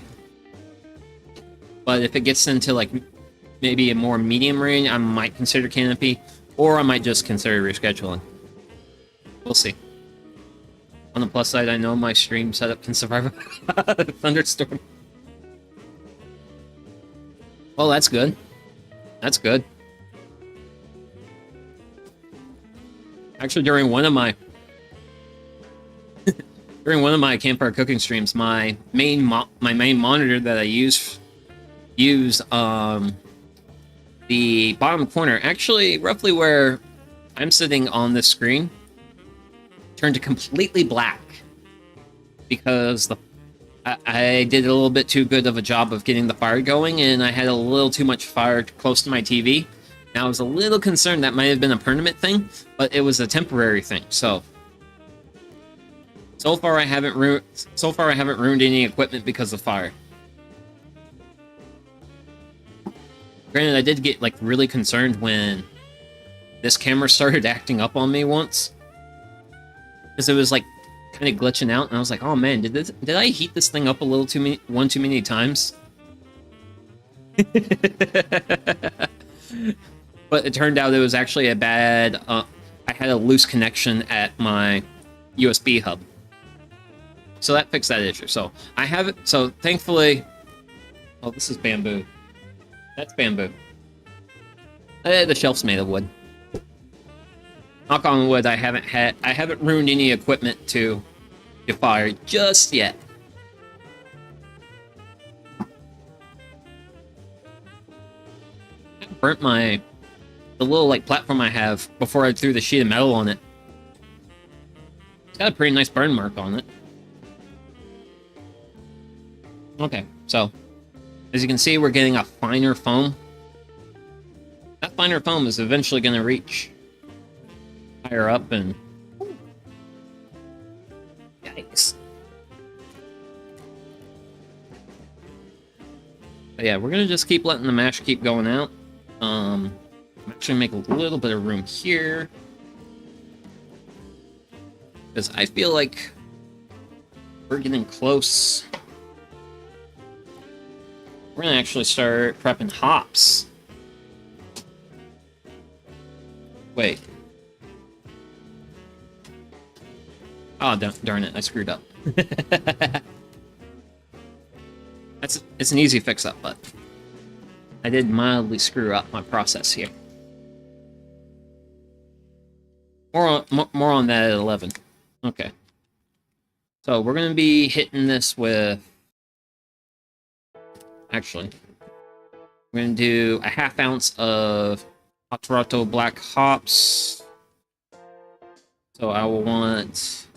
½ ounce will be 14 grams. 10, 11, 12.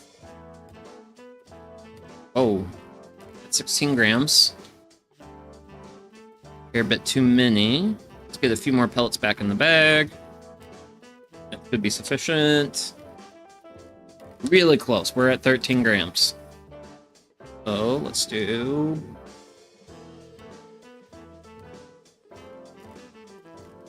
That's plenty. Woo! Okay. And then our next hop will be UK Fuggle. And then we're also going to be doing a ½ ounce addition as well. And this is actually the only time in the process I have to worry about measuring. So let's get a couple of these in here. So we'll want to bring this up to 28 grams. Be a full ounce. Oh, wait. I'm at 30 grams. I'm a little overshot. I'm actually just going to pick a couple of hops out. 29 grams. A few more. 28 on the dot. Cool.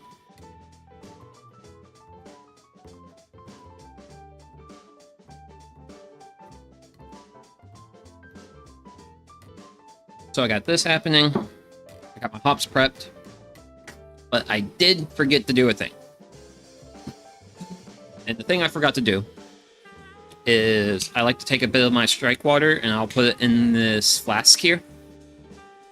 Because I am working with a dry yeast.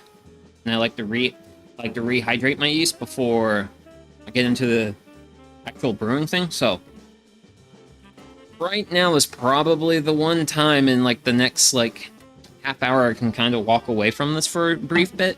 So I'm actually going to head upstairs. I'm going to boil some water for this. I'm going to hit the little homesteader's room because, well, I've been drinking tea. So I'm going to throw on the BRB screen and I'll be right back in a few.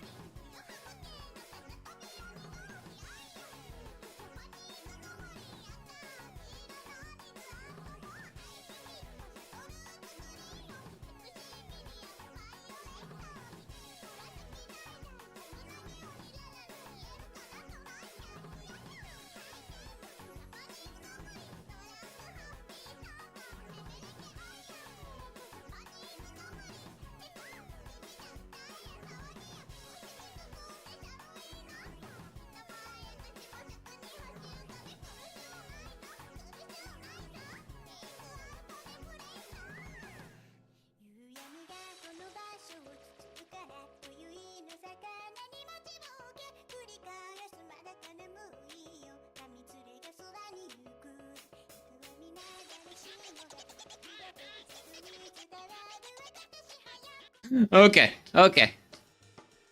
I got really lucky today. I managed to get back just in time as this thing was trying to spill over on me. But yeah, I do apologize for the delay. But I was also having to boil water. Because normally I'll take like a little bit of the strike water, and I'll use that as like reasonably warm water for rehydrating the yeast, and I also do prefer to cook the water. Because when I cook the water, it helps kill off like any other like microorganisms that are in the water. So that way when I add my yeast to it, the yeast are the only ones setting up shop. You're eventually going to stop behaving this way. You're calming down, but I'm still having to watch it. Which I'm going to also turn down the burner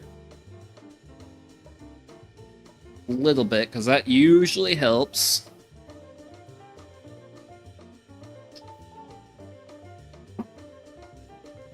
At least the timing worked out reasonably well. But I didn't get like a full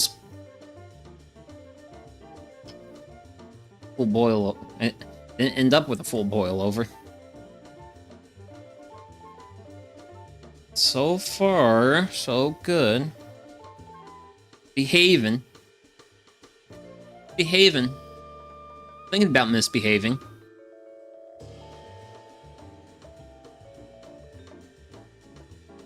But I think it's reasonably well behaved to where we can start adding some hops. So once we start throwing some hops in, we can actually consider the boil to have actually begun. And then at this stage, I always add the hops slowly. I don't throw all my hops in all at once, because you don't want to do that. You really don't want to do that. Because if you do that, it will foam, and it will foam very quickly. Ooh. Looking good. A few more hops in there, see how it does. As you can see, I've added the hops, and then it just... Oof. Just a bunch of foam now.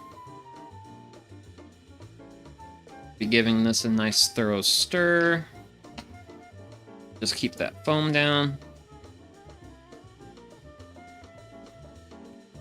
And this is just really all we gotta do for now. It's kind of how, like, when you actually, like, first, like, really, like, get the boil going, it's basically just constant foam management.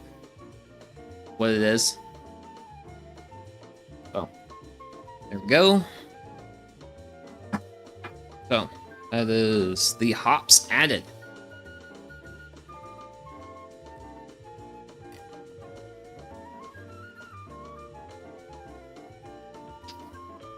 Then hopefully once I get this thing to behave,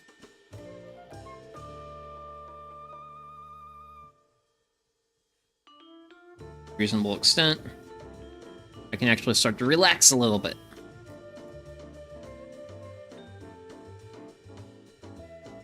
Which isn't yet.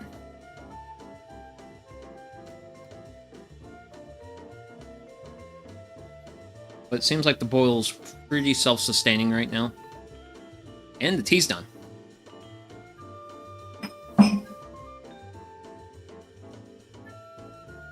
With the tea being done, I can now begin to entertain the idea of actually,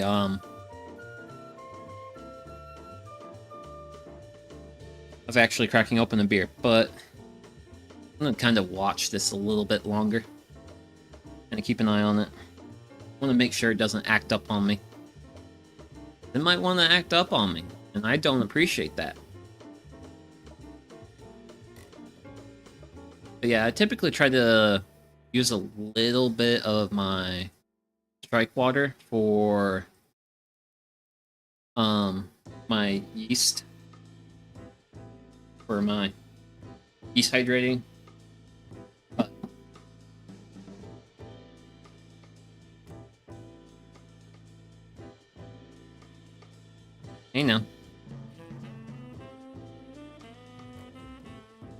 I got a little too caught up in stuff and I forgot to do that. Okay. So, reasonably optimistic about that. And also kind of brighten things up a little bit better around here.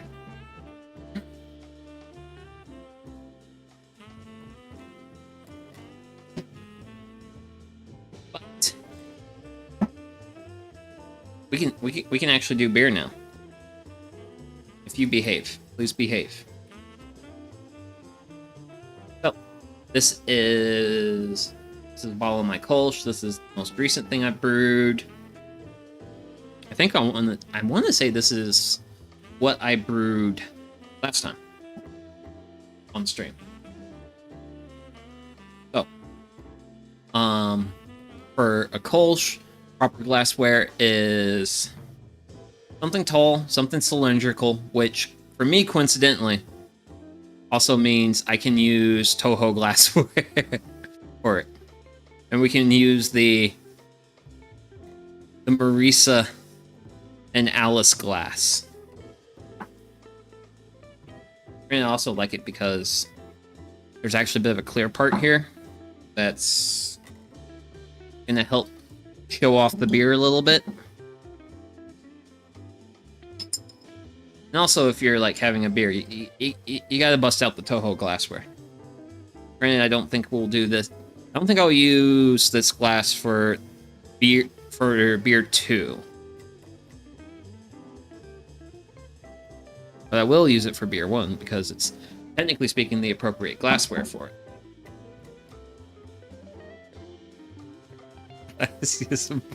Only the classiest barware. Yeah. Good old Toho barware. But it's also coincidentally like what's appropriate for a Kolsch. But look at that Kolsch. It's a beautiful Kolsch. It's even a tasty Kolsch. Oh, love it. I love Kolsch.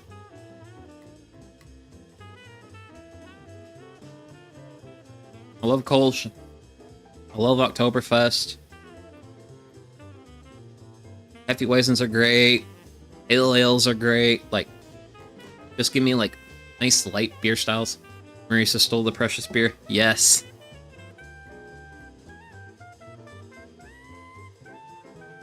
Or even to reference another IOSIS song is to be like, all is fair in love and beer.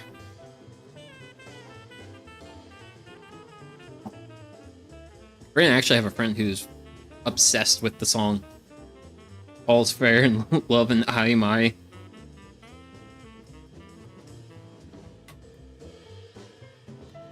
Actually, how much wort do I got? Okay, I'm about at 5.5 gallons. Good.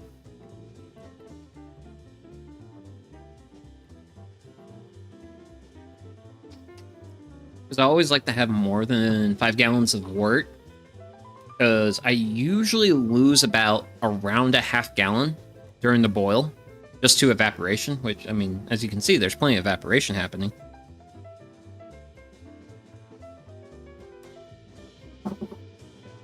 But yeah. So this is the boil.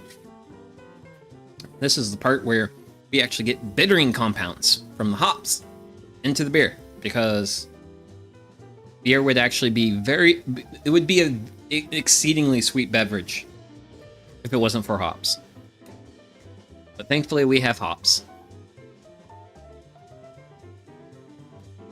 that help balance it and make it so wonderfully delicious. Yeah, I can live there. And this is also one of the joys of doing the stuff I do, is managing my precious small amount of table space.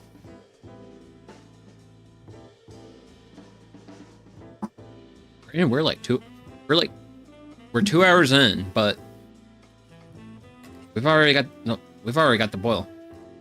Still want to do a Groot at some point. Ooh, yeah. Yeah, the good old-fashioned way to brew beer. I'm not sure if I would actually not sure if I would actually do Groot for one of my brews. I mean, I would certainly be interested in trying it first, which hopefully at some point that will happen. I don't know. Thankfully, I happen to live in an area that has a lot of like good craft breweries that like to do weird stuff. Like, well, the local brewery I actually visited yesterday. They have a beer. They released a beer called Sapsucker, and they actually made an English mild with, I presume, maple sap, not maple syrup, maple sap, and the wild lads even threw maple bark in it, to the point where drinking this English mild named Sapsucker, I'm like, this literally feels like I'm drinking a tree. It's not bad, but I still feel like I'm drinking a tree, which I like trees. For a while, Yards put out a spruce beer they couldn't legally call beer because it used hops. Ah.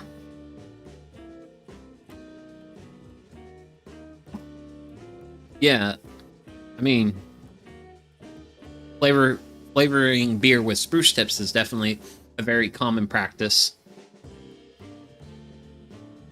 There's actually a local brewery that has a spruce tip IPA.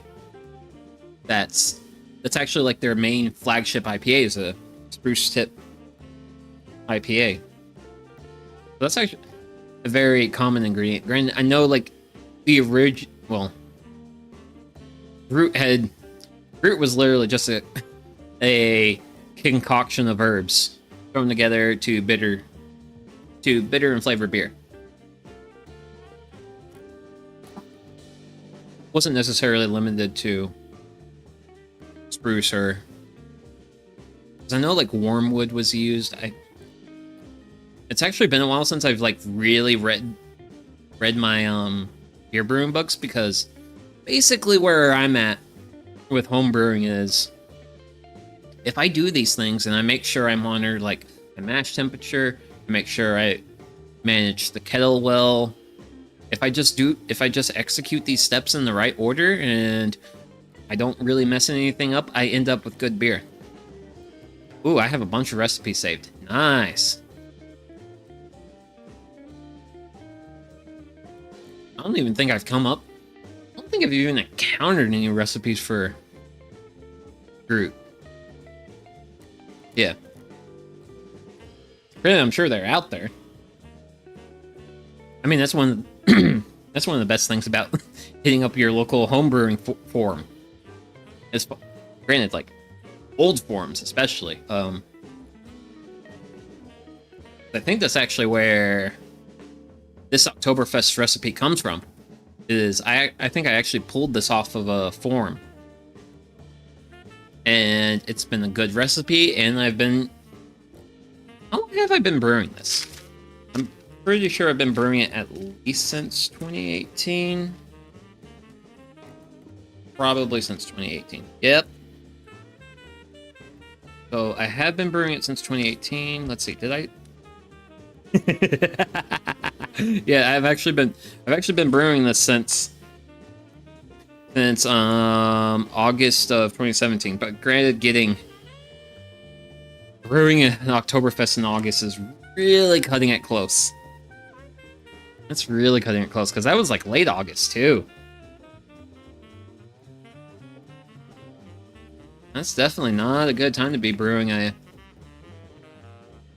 brewing Oktoberfest.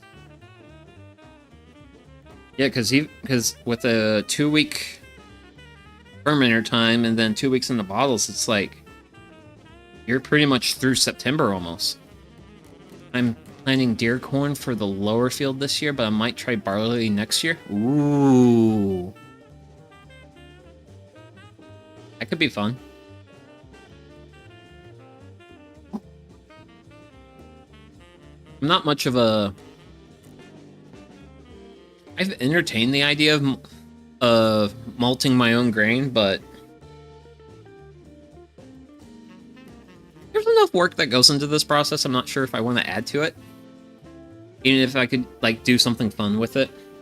Or it would be also fun to, like, do something, like, fun and weird with, like, adding persimmons to it, like a stout or a porter. That's definitely something I do want to do at some point, is try something like that. Or also just, like, brew one of the weird styles. Being able to completely DIY a beer would be fun. I mean, I grow my own hops, but that's mostly because of, this package of hops is $2.50 an ounce, and grain's $2 a pound. This is the expensive stuff. And also, as far as, like, hop growing is concerned, setting up the trellis is, like, a big effort, and then doing the harvest. Like, to do hops, it's literally 2 instances of effort, and you have product. Whereas with grain growing, you have to prepare the field, you have to monitor that field, probably weed it, then you have to harvest, then you have to thresh, and then you get the malting, and then you're finally at the point. You're at the point to something where you have a product that you can use. Whereas with, like, hops, you can literally just pull it straight off the vine and throw it into here, like, right now, and you're done. The usability is higher. Or, how do I put this? Getting to the point where you have something you can use is pretty easy and straightforward with hops versus grain. Grain's just more work. Grain's more work. And that is also a big reason why I will happily be a participant in society, because under no circumstances do I ever wish to be in a position to where I have to thresh my own grain. Putting up with society and its BS is worth it to avoid threshing my own grain. It's much more effort processing grain, yeah. That's the reason why I don't grow wheat. Like, all the grain crops, which, notable exception, looking at you, corn. With the exception of corn, like, everything else is just, like, a ton of effort, work that has to go into it. But, and I also tried to, like, as far as, like, stuff I grow, I always try to keep it pretty low effort. Like the peas I grow snap peas, where I can eat the whole pod. So harvest is literally just, I just go through the row, pick pods. And the fun thing with snap peas is you can let them get a little bit bigger, have a few be a little bit more on the starchy side, or you can pick them a little bit when they're younger and they're a little bit more on the sweeter side. And basically for snap peas, I literally just use them as a snack food for this time of year. That was actually what I was snacking on prior to the start of stream, because I typically eat, like, a light breakfast, and I was like, man, I really should, like, probably get, like, a little bit of a snack in me, because it's like lunchtime right now. But yeah, anticipating that, I had a snack of peas as I was, like, getting ready. So it's really easy to go from, like, crop to, like, having something to consume. I try to, because with all the various hobbies I have, I try to keep things so that I can go from, I try to keep the effort low. I don't want to get, like, caught up too much in processes, which can be a thing that can happen to me, because I am also the type of person who likes a good process. I mean, that's also one of the fun things about brewing. It is a process, but it's a pretty easy process, especially after I've done it nearly 60 times. And I've only poured one beer, and that was, like, my third brew. But past that, I do the steps, I get a good product, and I'm happy.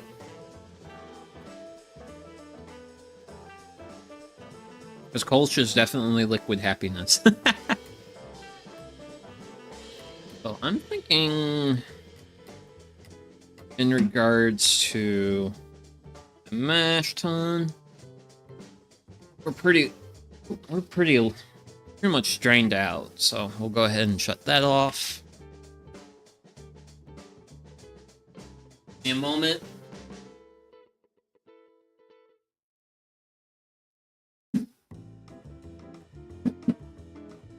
Let's set a chair here.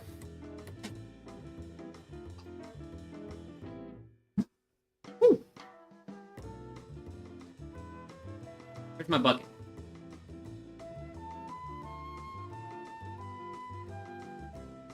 So, one of the things I will do when I homebrew beer is eventually this stuff has to get chilled down. And when I chill it with the wort chiller, that makes hot water. And as you can see, I have a large kettle here, I have a mash tun here, I have various other forms of glassware and utensils, and a lot of this stuff could use a good cleaning at the end of the brew day. So, in order to conserve resources, the first bit of water that comes out of my wort chiller, I'll put it in my mash tun. But my mash tun has an issue. And the issue is kind of full. Camera. It's kind of full of grain right now. So I'm going to be using this. My handy dandy glass. I have a plastic bucket next to me. So while this is doing its thing, I go ahead and I clean out the mash tun. At least try to get like as much as the grain out as I can. And eventually this grain's going to end up in the compost pile.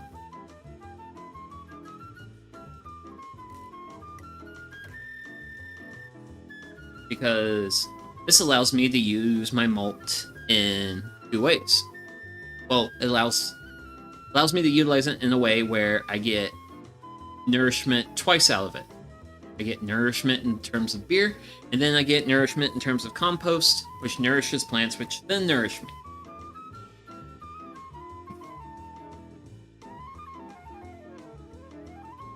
You can also do like spent grain. Yeah. Yeah, if I actually had chickens, I would totally feed this to the chickens. Now, granted, local rules and regulations do allow me to keep chickens, but I don't like eggs enough to keep chickens. If I liked eggs enough, I would totally have chickens, or I would totally have chickens at the homestead. But I don't like chickens enough to keep them. Well, I don't like eggs enough to keep chickens. But yeah, if you got chickens, send that spent grain to them. Chickens do love some good spent grain.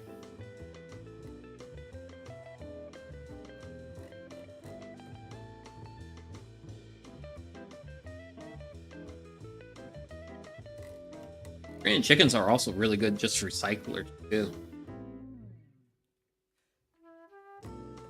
They're really good to, like, throw, mine are pretty prolific layers. Nice!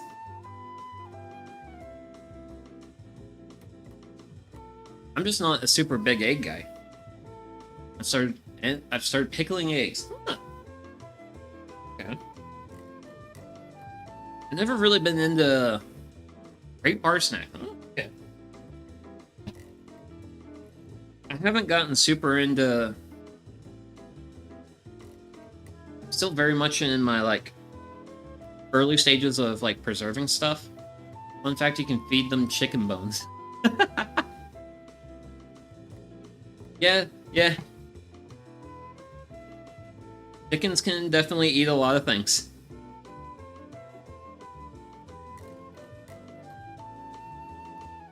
Granted,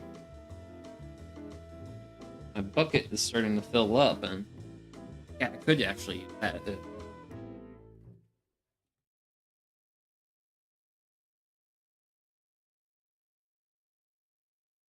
I should have picked up. Costco was actually selling packs of 3 5-gallon buckets. I should have bought some 5-gallon buckets. Gallon buckets are just so useful.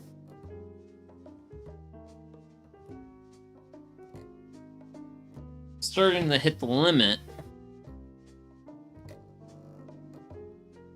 Bucket I'm filling it. But I do have a solution. And that's the pitcher I was using earlier. I can fill this up with grain. I do try to get this as reasonably clean as I can.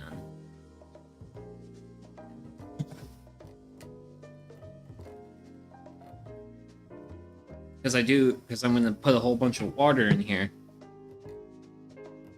That water can be used to help clean all my equipment.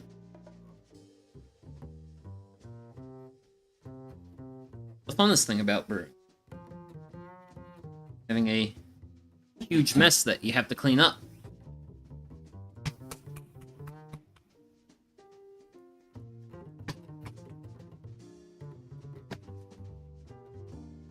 Go. Woo.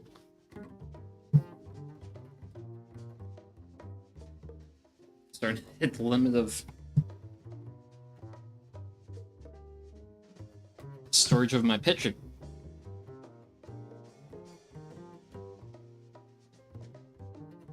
They're starting to look pretty maxed out. Okay. But before I finish off the remainder of what I got here, I have to take care of my strainer. Which is real fun because it's really hot. Like it was sitting in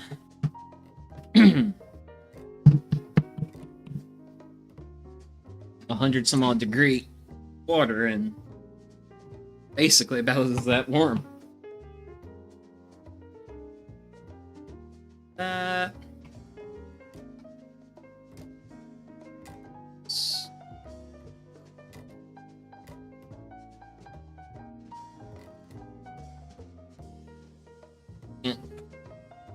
Finished off.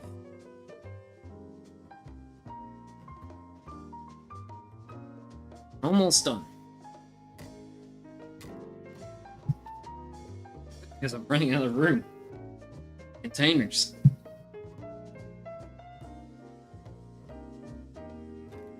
And try to gather up the remainder.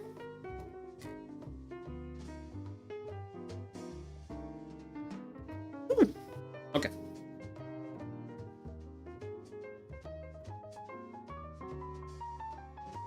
And that's reasonably clean. That will at least hold. It's clean enough to hold water. Okay.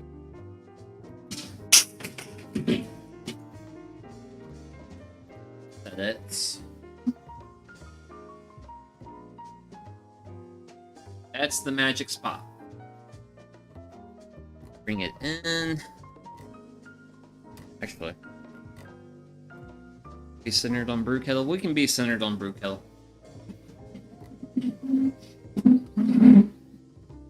I need a paper towel.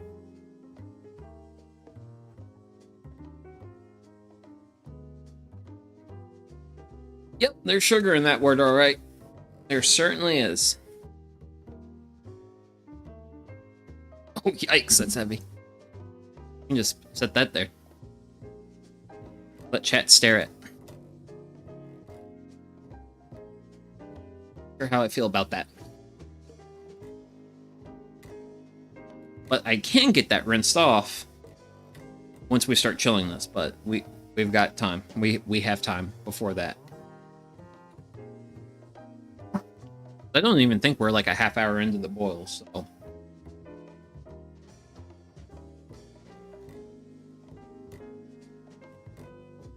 And we don't have like a whole lot to do. We don't have a whole lot to do until we hit about the 15-minute mark. Once we start coming up on the 15-minute mark, we're gonna have a lot of stuff to do, but then things will get a little bit active. Oh no. Beer's gone. Well, I know the solution to that.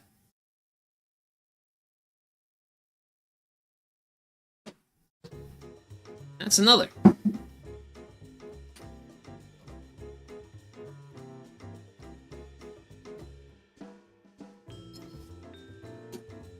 So, this beer, this is my English Golden Ale. This is a recipe that I stole. Well, I kind of stole it off the internet. It was actually for just a straight Golden Ale, and I basically modified it because I was like, huh, this sounds good, but I'm going to do some changes. So, kind of see that golden goodness right there. Which one of the big changes I made was subbing American ale yeast for an English ale yeast. English ale yeasts usually give you a little bit more like ester notes in the beer, and you kind of get just like a little bit of a hint of the fruity flavors.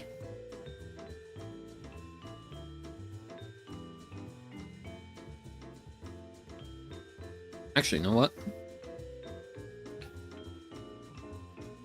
I don't have to drink out. I have to drink out. I have 2 glasswares. So utilize both.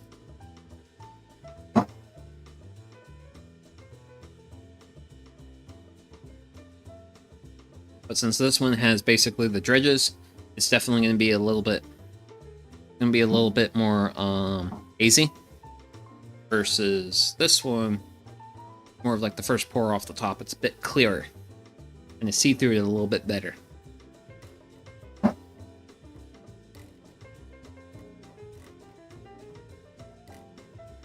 But yeah, this was one of those things I just brewed up on I kind of made the recipe, and I brewed it on a whim. And I was like, I like this. This is really good. So I now make it every year. And it's part of the recipe rotation, which my recipe rotation has unfortunately, it's kind of staticky in that it hasn't really changed much. I haven't been introducing a lot of variety, but who knows, maybe I'll probably change that up with next time I brew a beer on stream. I might try something different.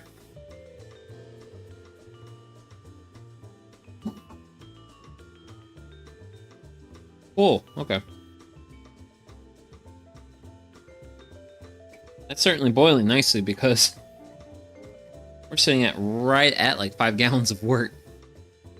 And we still have I think we still got like a good solid like half hour of time on the boil.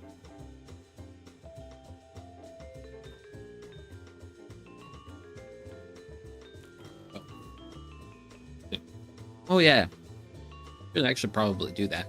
We're actually at a good point for that. So, fermenter. My fermenter is a plastic bucket because that's what I use. And for it, I'm going to sanitize it with Starsan. This is a pretty standard contact sanitizer. Some things I sanitize with boiling. For example, the brew kettle, I don't have to sanitize because it's boiling. That's actually part of the point of the boil, is to basically nuke all the bacteria in here and create a blank slate for yeast to do their fun stuff. It's also why man, this is still pretty hot. Have to sit you somewhere. So I want you to get cooler. If it's too warm, I can't throw yeast into it. Otherwise, yeast will die. Oh. Star Sand is a pretty standard non-contact sanitizer. Comes in this fun bottle that you'll give squeezes to put your amount that you want in your little container. So, historically, for a brew day, I will just use a half ounce. A half ounce of this plus 2.5 gallons of water makes up 2.5 gallons of sanitizing solution. So I'm going to take the cap off, and then I'm going to pour it into my fermenter. Which I can bring it over. I'm not having to pick it up.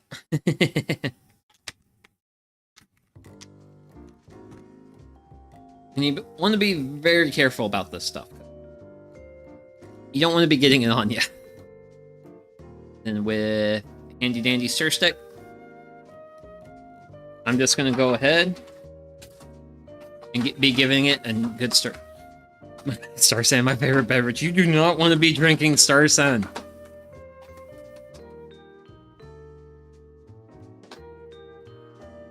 You really do not want to be drinking this.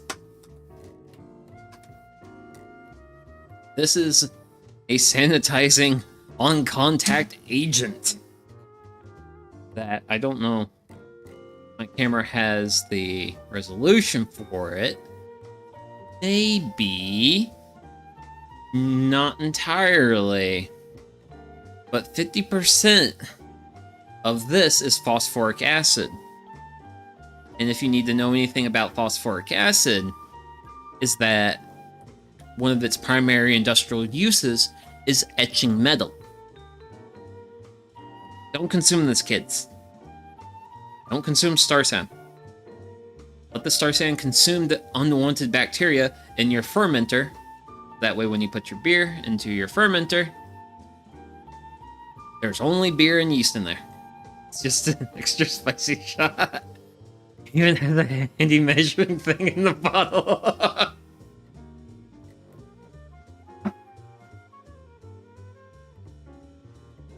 Just because it can be measured out by the ounce doesn't mean it belongs in the shot. Ay, ay, ay. No, no, no. Don't drink it. Oh, for etching I use ferric chloride. Oh, God. So, this is one of those things where it's like, okay. I'm not the most knowledgeable when it comes to chemistry. But ferric chloride definitely sounds like something that is very fun.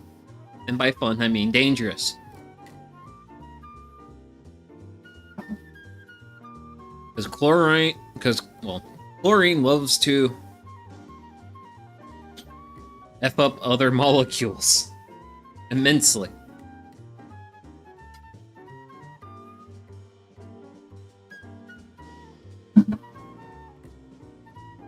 Also, adding black powder to run shots is interesting.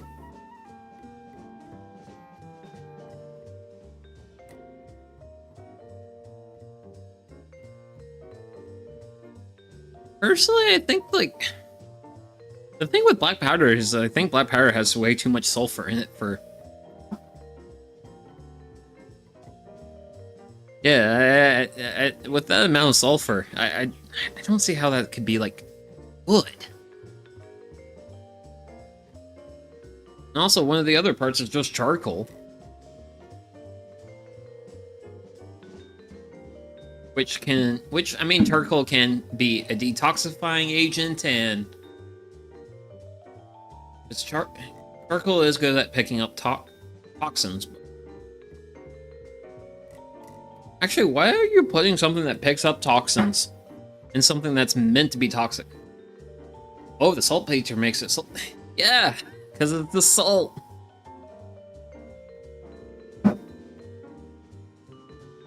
It does work for seasoning a steak. I don't know. I don't know. I feel like it might be a little... I think it's going to be a little bit pricey compared to regular salt, though.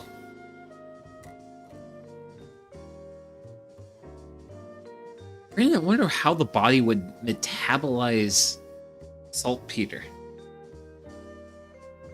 Because there are salt substitutes that you can add to food that make it taste salty, but it's actually not like salty in the sense where it's bad for your, like, say, blood pressure or something. Not sure if that's an appropriate substitution or not, but I'm also not a diet.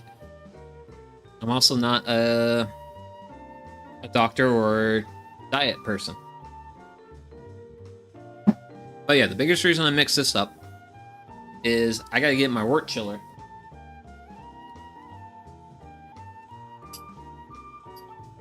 This is my wort chiller. As you can see, it has this like really fuzzy look to it.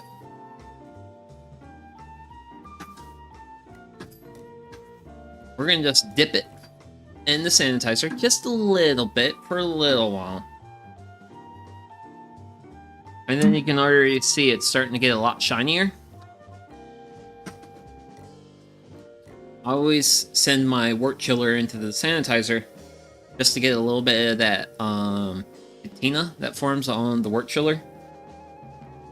Because if you add your wort chiller to your beer without doing that, you're going to end up with shiny copper coming out of here, and that means you have a lot of copper ions floating around in your beer.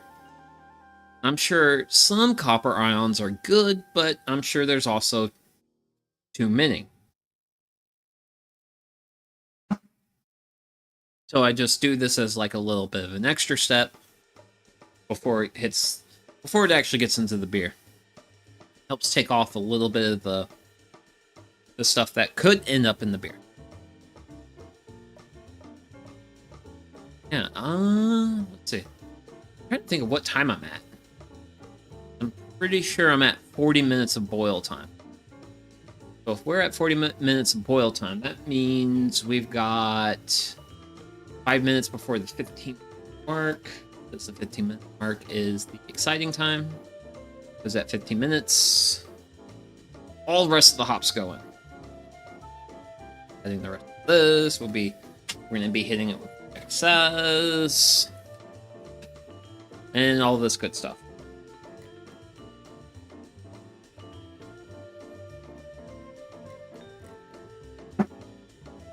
Actually, what's this feeling like? Okay. So my yeast hydration water is kind of, it's feeling more warmish than hot. And I want it to be warm and not hot. So I'm just going to leave that alone, because if the water for hydrating the yeast, which yeast is located behind the beer,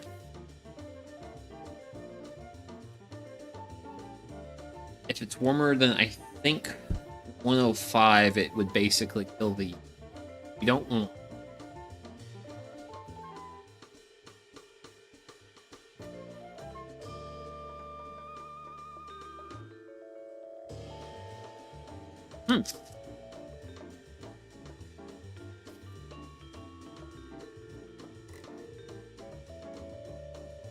Granted, you can also add your yeast just straight to your chilled wort in the fermenter. That is a way to do it. It's not an ideal way to do it. I mean, I have done that, and I have gotten okayish results, but if you rehydrate the yeast before you throw it into the wort, you generally get better results. Generally speaking. Not like a super hard and fast rule, but generally speaking, you'll get better results.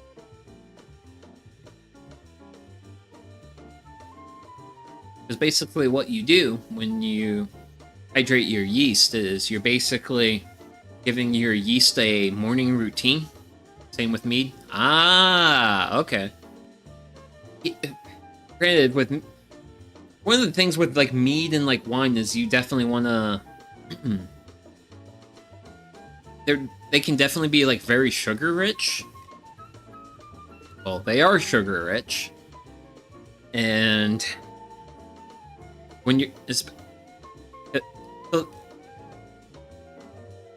so with more sugar rich things, you definitely want to kind of like wake the yeast up more. Otherwise, you might shock them. If I was to brew, say I was to brew like a barley wine or like a really high gravity beer, I would go even a step further with my hydrating the yeast. I'll hydrate it,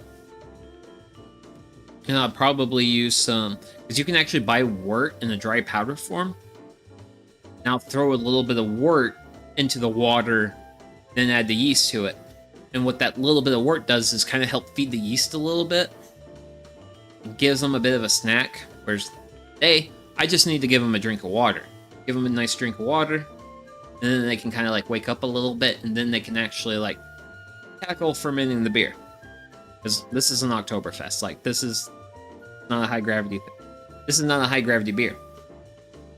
Whereas for mead, maybe wine, other more high gravity applications, you might want to kind of like do a little bit more with your yeast. I know some people will like try to like double the yeast, which is where you feed the yeast, let the yeast do their thing for a while, and then you'll add a little bit more like water mixed with nutrient, and that kind of helps boost them. Brandon, one moment. For mead, I use champagne mead.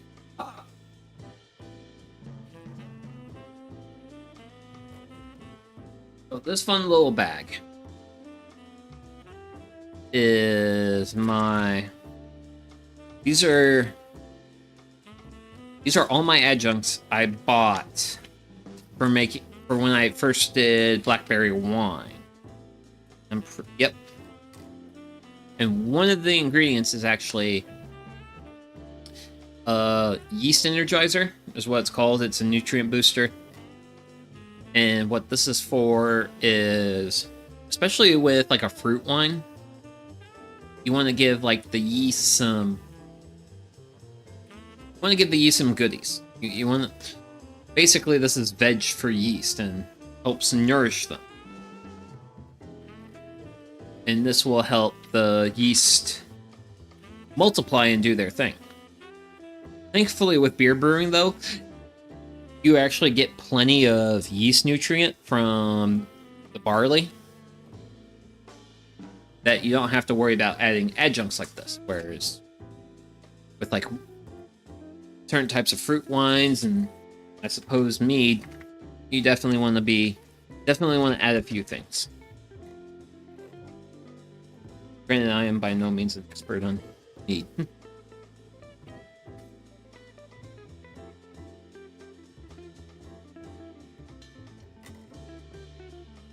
Granted, judging by the amount of flowers I have on my blackberries right now, we're definitely going to be making blackberry wine again this year.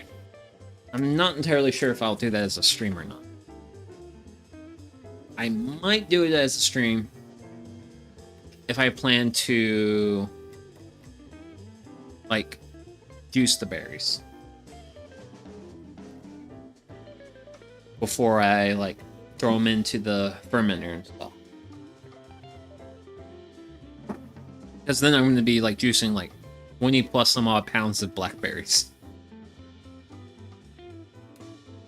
I think. Do I?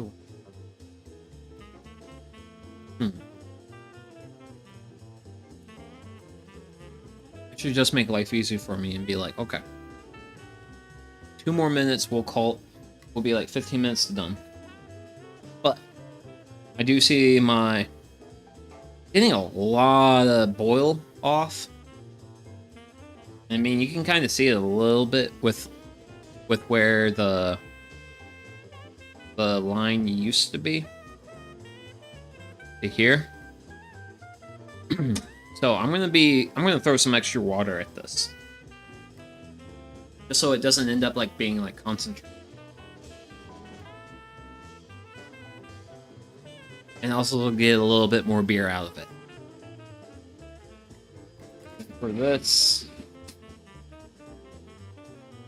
if I'm adding like extra water during the boil, oh yeah, I'm nearly at like 4.5 gallons. So I definitely want to be adding some water to this, but one of the things I will try to do, as you can see, I'm not trying to hit it with the full force. I'm not trying to throw all the water in all at the same time. That's unideal, because then you chill it too much and then the boil stops. You want to kind of like slowly add it, slowly let it heat up. Right now I'm going to also cranked up the regulator on the propane. So, see, have a little bit of that, but that really just kind of sort of killed the oil we had going. But definitely ending up a little too low in liquid level. I wanted to fix that. Oh. We got 15 minutes left in boil.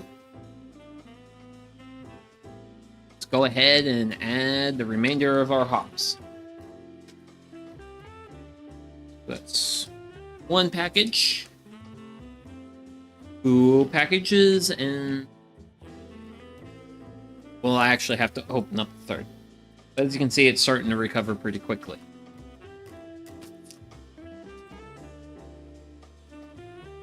Because it actually doesn't take a lot of water to arrest the boil.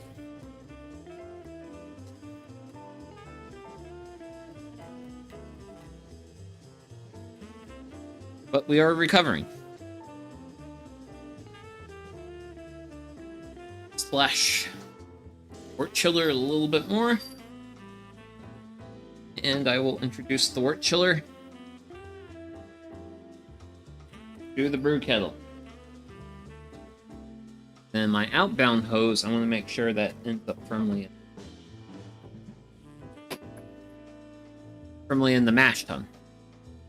I want to save that hot water for cleanup.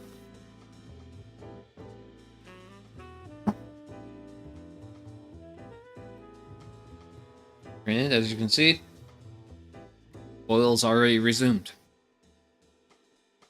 But yeah, it is a thing you gotta be careful about. If you notice like your wort level get a little too low,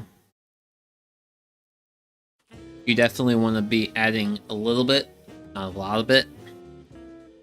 And you also want to add it kind of sooner rather than later, because you also want to sanitize it.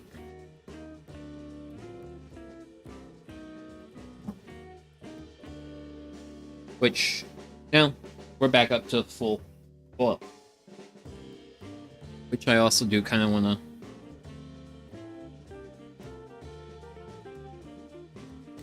splash in water, because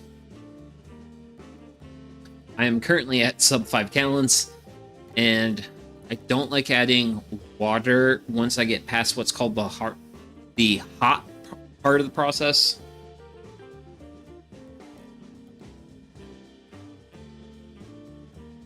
So I'm just gonna be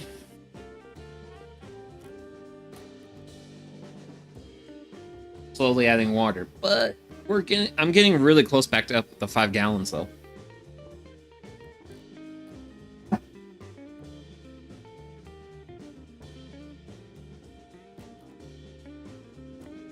I'm definitely not like as far away from So I think I was getting pretty close to 4.5 gallon, and I'd like to end up with a little bit more beer than that.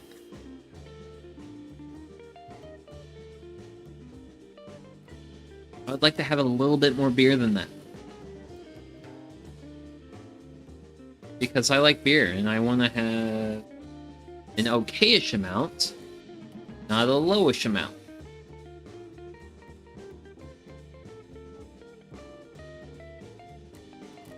And I also just want to end up as reasonably close to the 5 gallon mark as I can.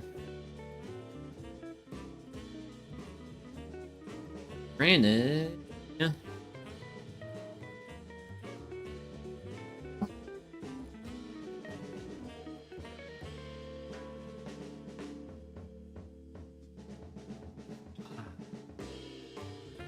Granted, at some point I do have to think about what I gotta do for lunch. Part of me is thinking I should just spoil myself and make frozen pizza or something. Frozen pizza is an option. I still have some bacon left over, and I can pull some lettuce from the garden, so BLT is technically an option.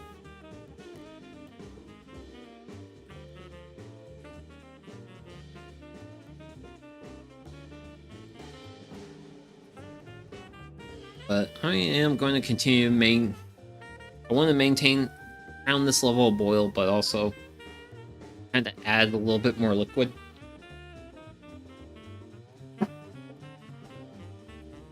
Slowly but surely.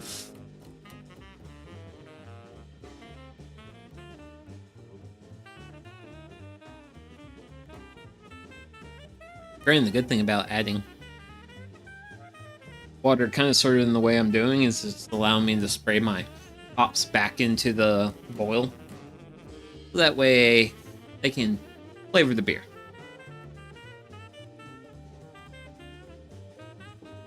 I hit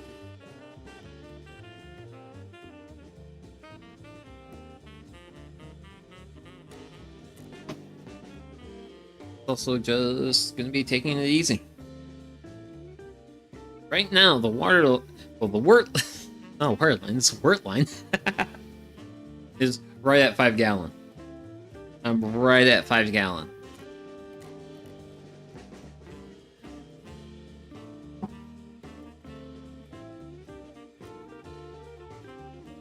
I have to say, this has been a reasonably quick brew day.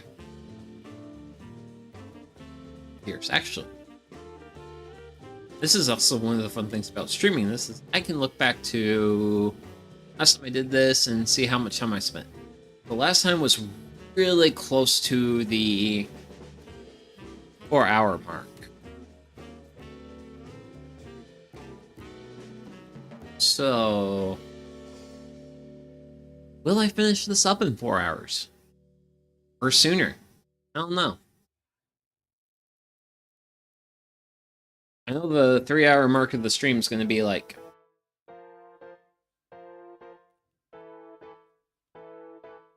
the point where I'm like, okay, I have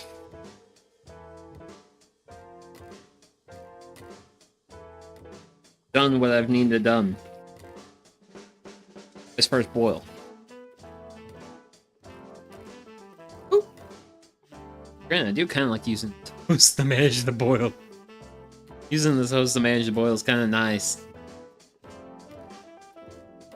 Because every time I see a little bit more liquid come up, well, my fill line comes up, and then also lets me, like, basically send the hops right back in, and same thing. Which can be done with the stir stick, but it's a little bit more work. This is nice and easy. And also seeing these bubble ups occur means I have a healthy boil, so.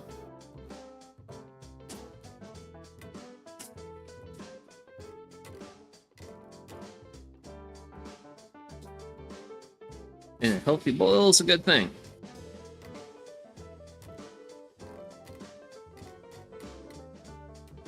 Yeah, because I just came right in above the line.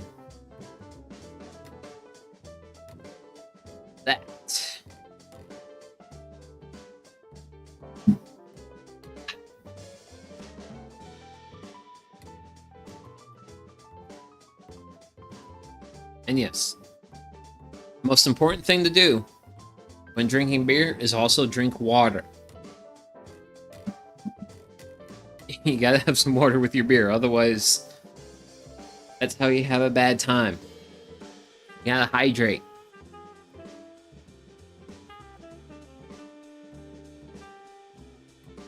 Granted, I'm really close to being like, you know what, I'm pretty optimistic. I might throw a little... Well, actually, I know a better solution. Why though? Yeah, because I don't want to be... It's called not being hungover afterwards. That's the whole point of alcohol. Well, no. You want to have a fun time, but you don't want to be hurting from the fun time. That's what the water does. The water makes the alcohol hurt less.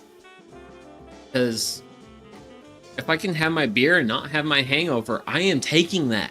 I am taking that option.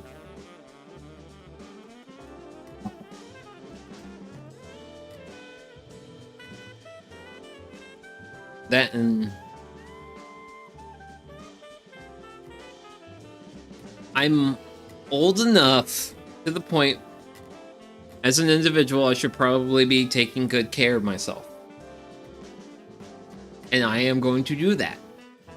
I am going to take care of myself. Because the responsibility for taking care of myself is solely on my shoulders.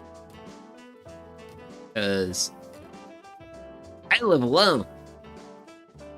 I don't have anyone to tell me what to do. So it is I and only I that gets to reap the consequences and rewards of my decisions. Which, granted, one of the consequences and rewards of today is I end up with beer. Which is the fun thing about today. I end up with beer.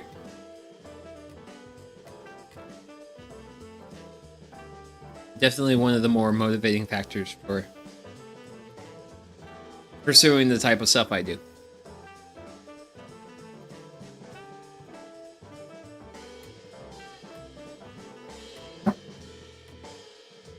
Oh, I got this stuff. I can get thrown off.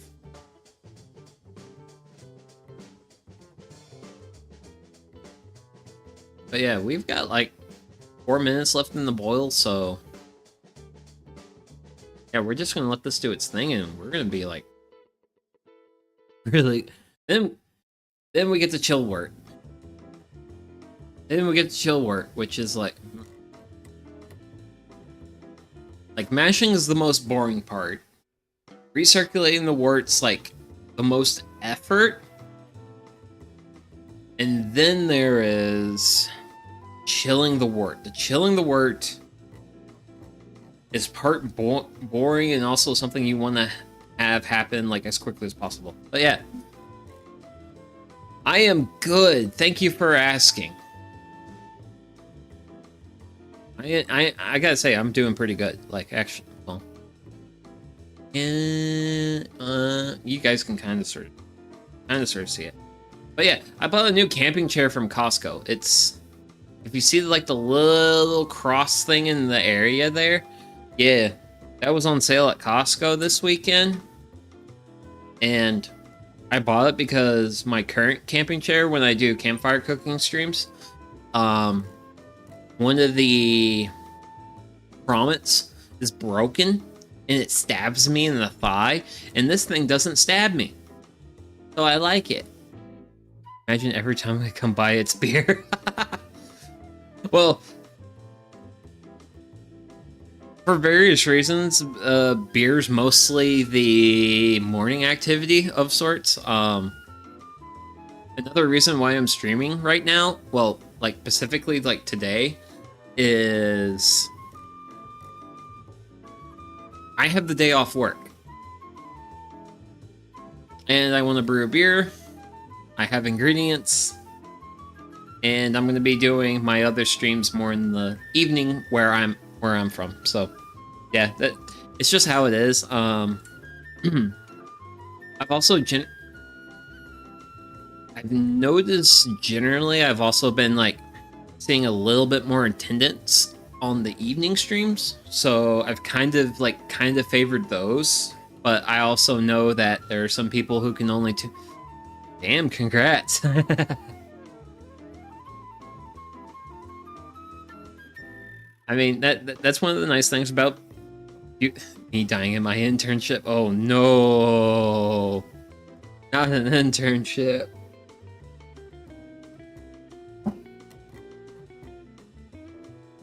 But yeah, like, it's one of the, like, this is one of the few 3-day weekends that most Americans get to consistently enjoy. Is Memorial Day weekend and then Labor Day weekend. Labor Day week, 8 hours a day, 6 days in a week.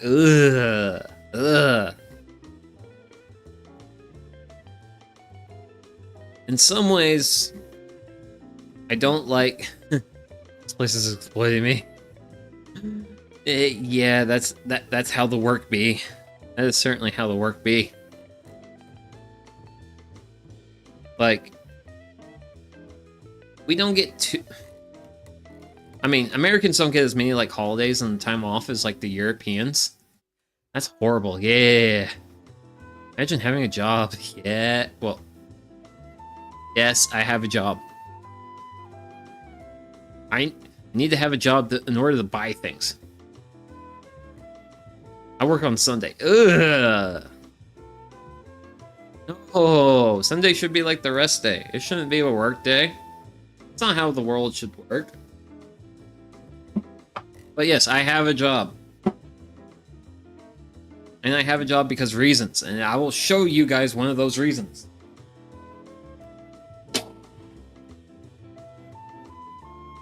Because I bought this yesterday. Ah. But yeah, I actually finally bought a carpenter's vase for my workshop. This has been a long time coming, and I finally broke down and bought the dang thing because Harbor Freight is having a Memorial Day weekend sale. Or just an internship. I'm going to try for a better job or freelance after graduating. Okay, cool. Yeah. Also, the nice thing about this is this actually does have quick release.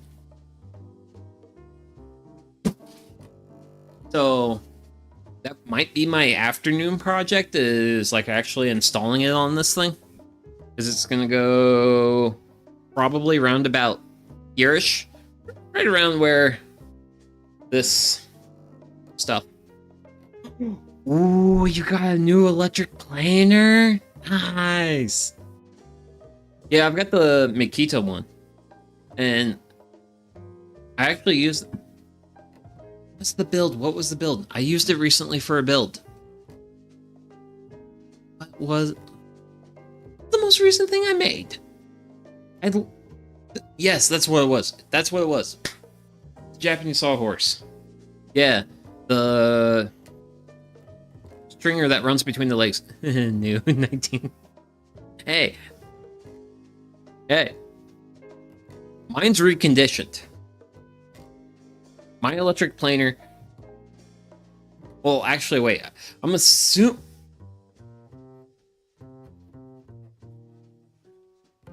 Wait, is this a handheld planer or what type of planer are we talking about? Are we talking lunchbox? Are we talking handheld? Or are we talking something different? Because the fact that you say in the 1960s makes me think this is a big thing. I got a lot of use. Wait, oh, handheld. Okay, okay, so it is a handheld. Oh, I use that on my saw subs table saw? I have a dual. Yeah, yeah, I do have. So, I mean, well, I also have a DeWalt thickness planer, which I actually need to turn off because I'm getting distracted. Because we're talking about tools. Oh no. But yeah, I have the DeWalt. What is it? I think it's the DW735, the 13-inch thickness planer. Yes, that's my lunchbox. That's my main thickness planer. And then I have a handheld Makita planer. That's kind of like my portable planer. When you said 1960s, I was thinking like you got one of the DeWalt's workhorses. Like, that's the thing with DeWalt as a brand. Generally, their tools can be a little bit they can be middle of the road, except for their woodworking tools. Woodworking tools from the DeWalt brand are like good, like really good. Because my table saw is DeWalt. Because I've got the DeWalt 10-inch, like it's like the job site saw. It's like the big job site saw plus Stanley hand planers. Ah, okay. Thickness planer though.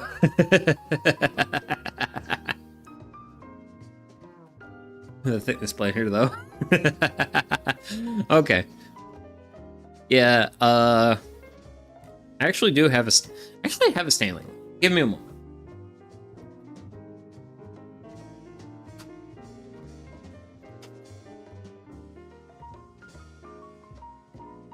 Oh, I do have a Stanley hand plane. It needs love though. This thing needs some TLC like terribly bad, but this is a Stanley number, well, it's a number 5. Done a project with Rough Lumber with all hand planes, but I don't really want to do that again anytime soon. Yes, it's way too much work. But granted, restoring this thing is going to be a pain in the butt, but yeah, the only mark of this, well, I just decided to come off. This being marked as a Stanley is the S on this piece that holds the irons in, and I actually found a like a thing that dates planes. And this is actually a Stanley Type 4, which is like basically like a late 1800s. This thing is like nearly 150 years old. And eventually I'm going to fix it up. Definitely need some TLC though. I need to get this wort chiller. Need to get the wort chiller running. Getting distracted because we're talking about tools. Because bricks, yeah, actually, like Dad's old shop was actually recommending Bricks Miller's series on that to me after I did the Ohio Tool one.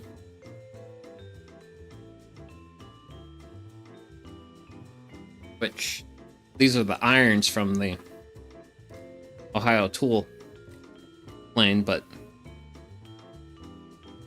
this is an old wooden hand plane from Ohio Tool that I worked on the stream, and I love his videos. He's actually a new person I've discovered. I was a big for some reason when I pause his videos, it's always the weirdest expression though. Nice coffin plane. Yeah, thank you. I still got a little bit of work in learning how to actually set it up and work it properly, but eventually we'll be using this. Eventually.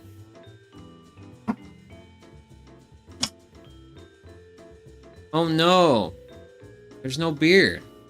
Oh, I gotta fix that.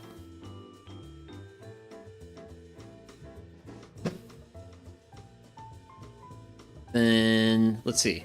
So, I showcased the 2 homebrews I had laying around. So, for this, we're gonna be doing West 6 Penny Raw. I like this pale ale a lot. Actually, they have, yeah. And also, a real nice thing about them, and this made me incredibly proud, was the fact that they won World Beer Cup bronze in the Pale Ale category in 2018. Chipburger might be a bit too far back.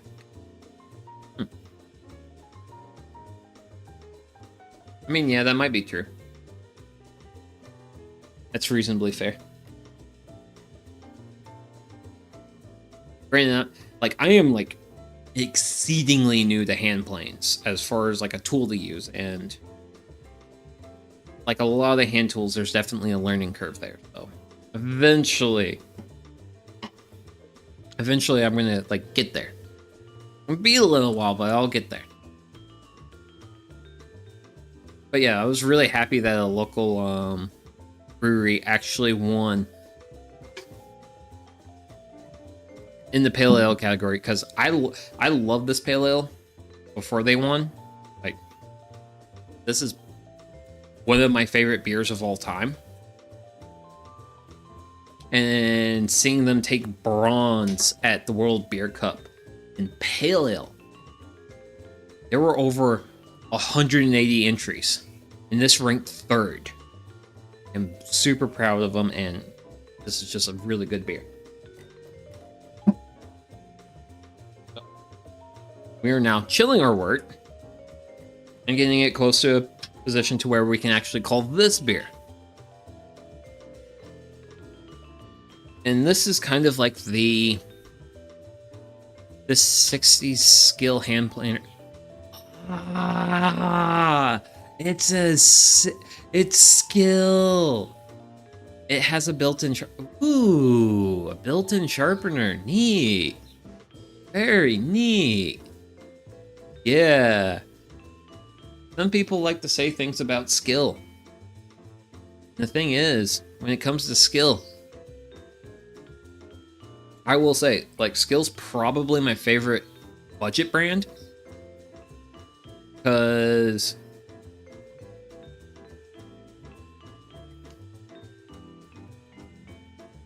okay, yeah, it's a little hard to see with the light, but I bought this miter saw from Skill. It is a dual compound miter saw that I can do like 12-inch rips with. I bought this for like 250 bucks. Because Skill's actually one of the more represented brands I have, because I have this, I have a Skill bandsaw, my circular saw is Skill. I know I have more Skill than that. But most of my...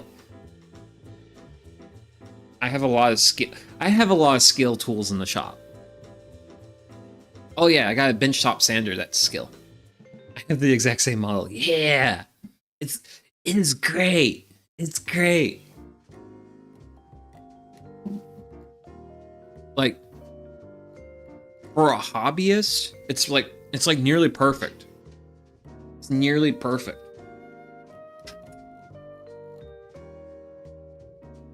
My bandsaws are... Oh, okay. Yeah, I've seen those around too.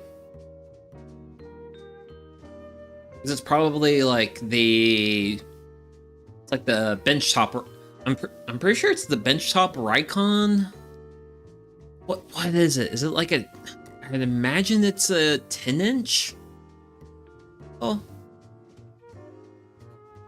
I was actually looking at that bandsaw as an option, but the Skill came up on Facebook Marketplace and was a lot more appropriately priced for what I do.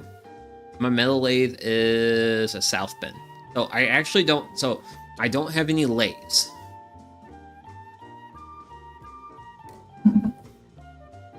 Asterisk maybe yet, but I have a lot more tools on my wish list before I buy a lathe. Like, recently I was really tempted by buying a jet press. Because I saw all the... Oh, okay, so you got a 13-inch floor model. Oh, that's a... Oh, that's a nice. That's a nice. That's nice to have. Because I was looking at Jet. Because Jet has a 12-inch drill press. My Woodlays is a 50s Delta, though, which is a workhorse. I imagine. I would certainly imagine. Like a Delta from the 50s, which, like, Delta nowadays, I think, is a little bit more of a mid-brand, but granted, the thing is with the 50s, though, is, like tools were really good then. Like, that's the thing with, like, old tools. Is that they are generally well made. And we're meant to take some abuse and get some use out of it. Nowadays, that's not quite so much the case.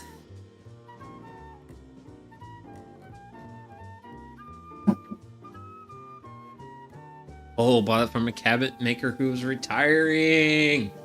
Yeah. Yeah, I actually, let's see, yesterday, I went to an estate sale for, like, a guy who did a lot, well, his hobby was, like, woodworking, but he was, like, a computer engineer by trade, so he had a lot enough stuff built it made by Atlas and almost at the level of their metal lights. But yeah, so I didn't make any, like, really big W's from this estate sale I went to yesterday, but I did pick up 6 drawer slides for $10, which, because this was also, like, the last day of the estate sale, and this was, like, the sale day where they were trying to, like, move as much as stuff that was remaining as possible, so options were low, but also so were prices, so I picked up I got those drawer slides, which means I can now consider adding drawers to projects, which means I get to discover the fun joy of building boxes, which is an aspect of woodworking I've kind of managed to dodge, but it is coming up. I am going to have to face the music eventually. But yeah, occasionally I like to give the wort a stir with the wort chiller to try to even out as much of the temperature as possible as I'm chilling it. Chilling this is certainly a process. Granted, I know some people, they'll like they'll sanitize some water by boiling it, and they'll chill it, then they'll turn it into ice cubes. I've been avoiding that by doing timber framing instead. Okay. Yeah, that's certainly a way to avoid that. In a way that leads to a successful result. But yeah, eventually I'll have to build box.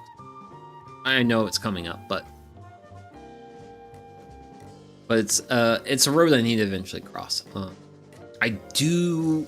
One big thing I do want to do though is I want to make Ibaraki's Kasen's box of 100 medicines. So she's a character from Toho Project.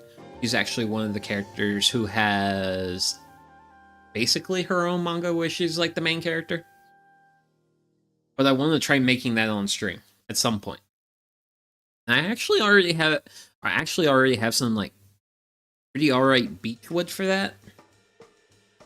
It's just I need to like get to it at some point in the future.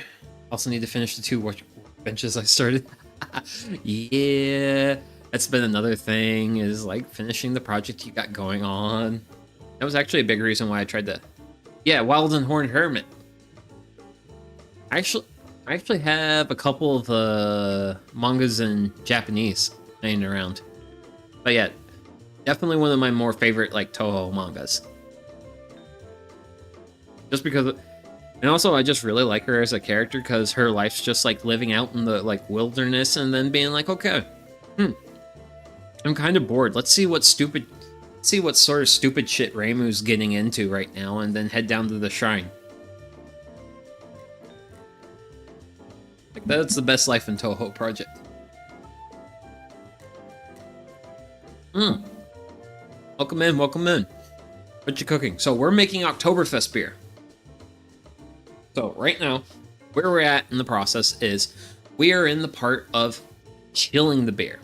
So Maurice is my favorite, by the way. Yeah, my favorite. Actually, Kasen is my favorite Toho character because he has like the coolest lifestyle. But yeah, we are making beer, and currently this is wort. Orcos is. Ooh, that's another good choice. I love the bookworms. So we're chilling beer right now with this device called a wort chiller. It's basically like a copper coil that we've got water running through. And these are our hoses. This is actually the input hose. And I'm also saving some of the hot water in this container down here. Previously served as my mash tun. And this is going to hold hot water.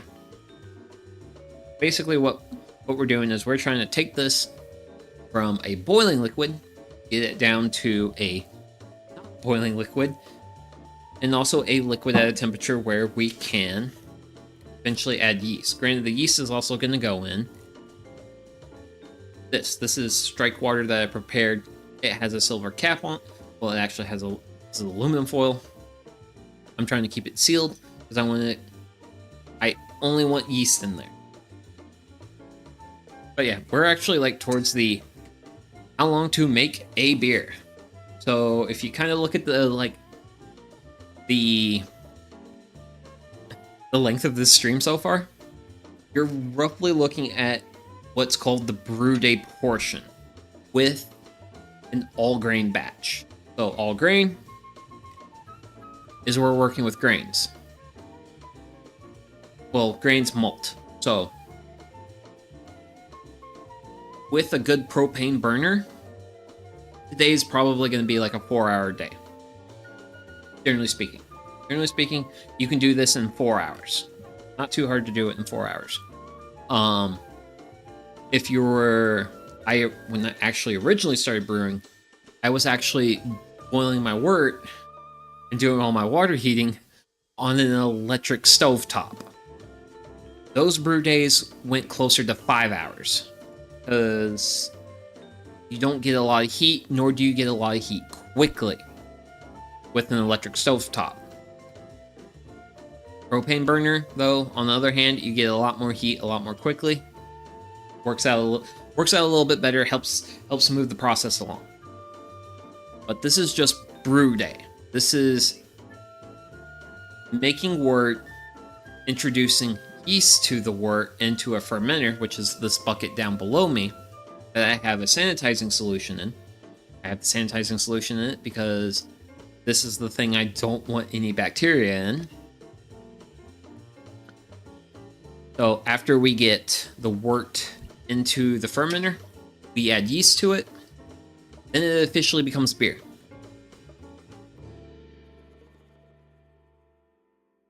Going to induction burner will get up the heat insanely fast. Yeah, but that's when you're working with like induction. Because my current stove is a electric resistive heat.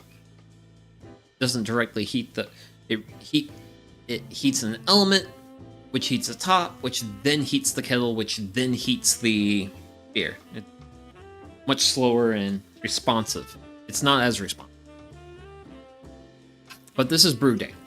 This is brew day. This is the start of beer. So after today's start, beer is going to sit in this thing called a fermenter. Fermenter is going to have a lid. On the lid, we're going to put this device called an airlock on it. The airlock holds. It allows carbon dioxide to escape without it letting additional air in to contaminate the beer. It's going to sit in the fermenter. This is an Oktoberfest. We're using a lager yeast.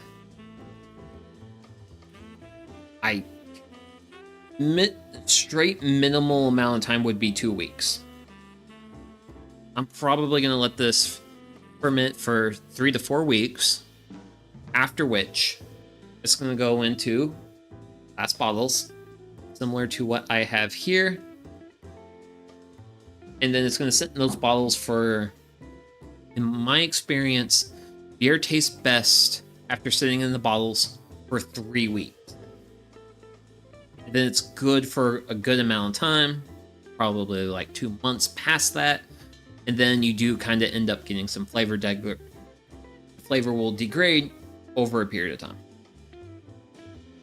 So from today till the day when we can crack open a cold one, probably like 6 weeks in terms of like time to let the rest of the process go. Also, bottling day will probably take about 2 hours, depending on how you want to sanitize your bottles. For me, I literally just run my bottles through a sanitizing rinse in the dishwasher. I have sanitized bottles, and I can rack my beer, and like it's a whole. Bottling beer is kind of a separate process, but it's a lot more simpler than brewing. Brewing's got a lot more steps to it. And I also need to watch. I need to watch my mash tun because my mash tun starts slowly starting to fill up with water. Granted, we're actually getting real close to being 100 degrees here. It's actually really close, being at a good spot. So give me a moment. I have to grab a piece of PVC pipe.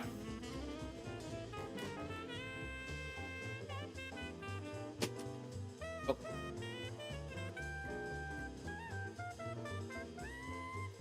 Never reach, but okay. So I've got a piece of PVC pipe. That's basically my drain for the wort chiller once the mash tun fills. So eventually this mash tun's going to fill up, and it's going to be too full of water, and then I'm going to move my outbound hose, which is this hose here, like this one closest to the Vtuber model. I'm going to throw that into the piece of PVC pipe, and then this bright shiny area at the edge of the screen, that's the outside world. And I'm going to send the water out that way. And then it's going to just drain across my driveway. And if it is lucky enough, make its way from there to the other end of the driveway, it's going to water my hops. Because that's where my hops are. Because I'm growing hops on a basketball goal. But yeah, that's just kind of like a brief overview of the time commitment. So you're definitely looking at like perhaps a good, with this current setup I have, you're looking at like a good 6 hours, maybe a little bit plus. Let's go ahead and say 7 hours of like actual like work time into making the beverage. But hey, 7 hours of work for like 5 gallons of beer can kind of work out. I think ingredient wise, I'm looking at, because I spent between yeast, hops, grain, I spent $37. Water's also an ingredient, but water's also an ingredient so cheap that's pretty much negligible. But there is also bottles, caps, various other inputs, so I'm probably looking at about $45 for 5 gallons of beer. As far as as far as a financial cost to produce a batch of beer. And then as far as the time cost, it's a lot of patience. It's a lot of patience over a couple of weeks, but that's just how it is. And that's how you get, like, that's truly actually how you get good results with beer. Granted, there are ways to make it quicker, and I need to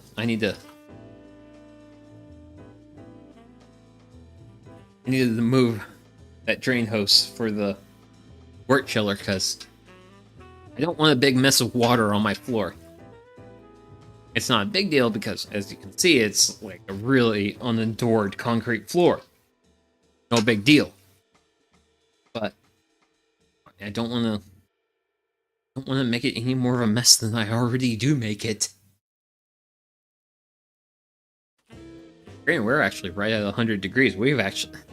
This has actually chilled down really quick. This has chilled down a lot quicker than some of my other and some of the other days I've tried to chill wort. So I'm reasonably happy with how this is going. But once the wort's chilled down, I'll pull the wort chiller out. That's going to go into the mash tun full of water. Help clean everything. Then I am going to take my yeast from my yeast packet. I'm going to add it to my ice water, which, let's see, this is about, yeah, this is a little bit warm, maybe a little bit warmer than room temperature, but it's reasonably good temperature. So doing really good. But that's also the thing. We're like at the tail end of this process. There's not a lot left to do. I mean, there's also plenty. I mean, there's already beer to be enjoyed.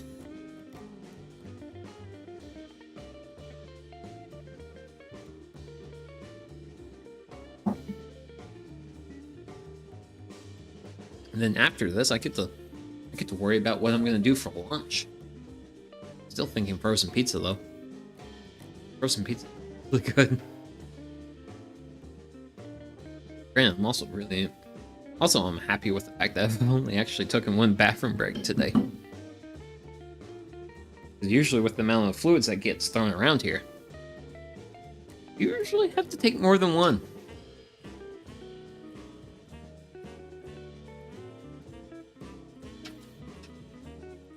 So far, so good, and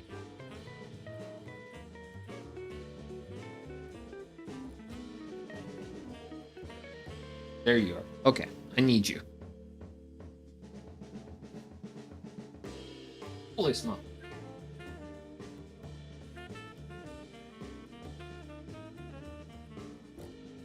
Yeah, my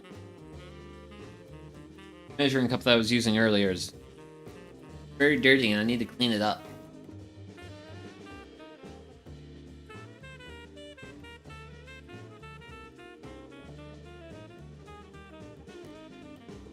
The reason why I want to clean it up is my sanitizer solution. I need to save a portion of it for the airlock.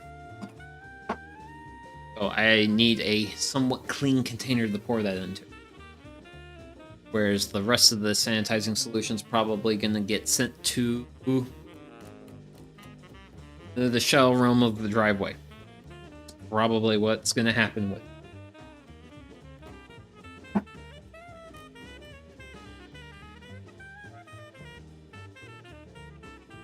But we're making good progress here. Oh. Stirred it and felt water. That's because my little impromptu drain is not super well supported, so I'm gonna fix that quick.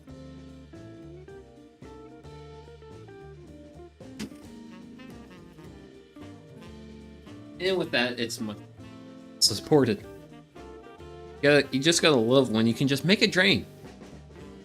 by throwing a stick of PVC onto a chair. This is literally what the drain is.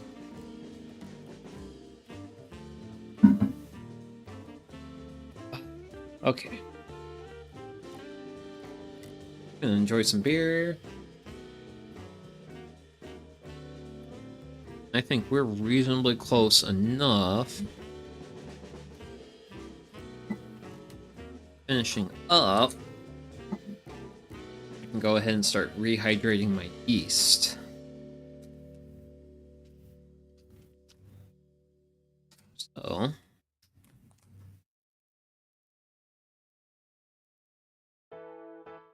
this is what the dried yeast kind of look like.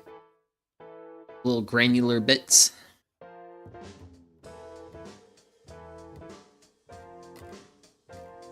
Add those top of.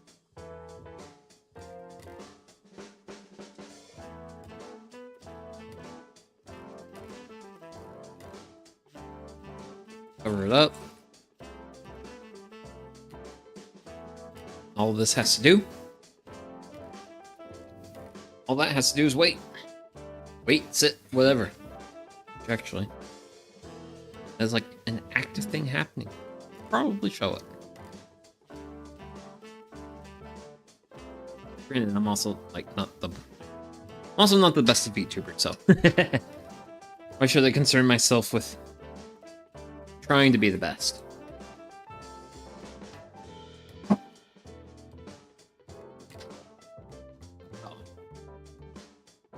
Just let this sit for probably. We'll do 2 more minutes. Because I'm at a point where if I let this sit for a little while longer, we're going to be good on our temperature and where we're going to be at for this brew. So. Just gonna let this sit for a little while longer.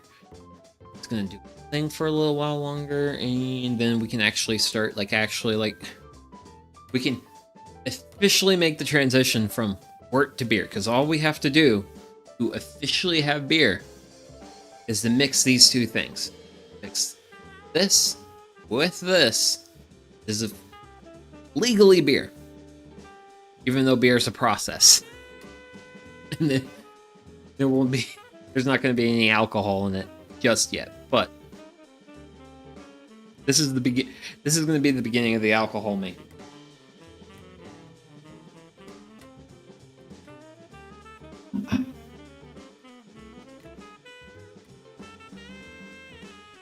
Yeah, I'm just going to let this do its thing for a little while longer.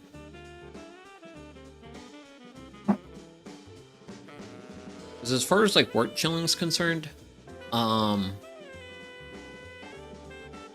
don't aim for fermentation temperature because it would just take so long to hit fermentation temperature. Like it takes a good long while. And so I just try to get it like at least around 85 to 80. Generally speaking, is where I like to get the wort to. And then I throw it in the basement, and then I throw an ice block on it, and that usually drops it to... It usually gets it pretty close to fermentation temperature, and we'll have happy beer then. Well, we'll have happy yeast that make happy beer. Because these fun little microorganisms are the thing that makes the beer what it is. Okay.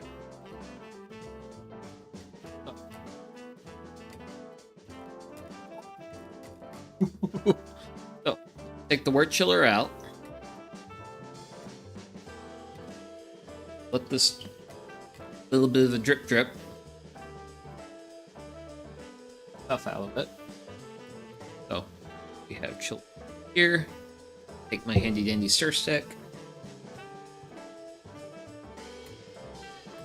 And I'm going to do some sanitizing in the sanitizing bucket.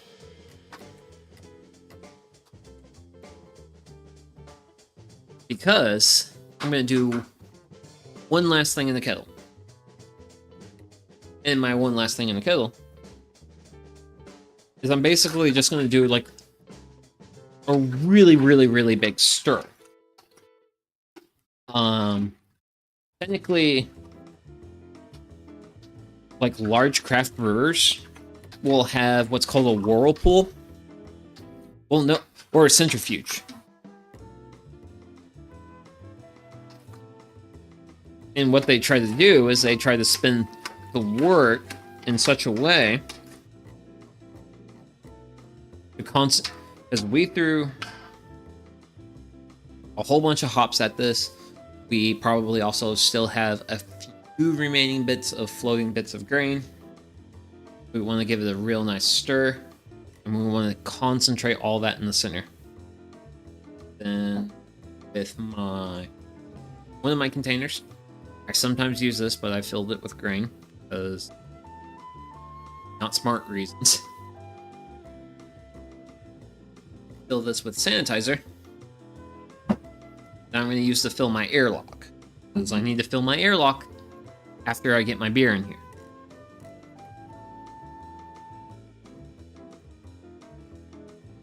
Then I do give my fermenter a little bit of a stir, just to kind of get the sidewalls a little bit.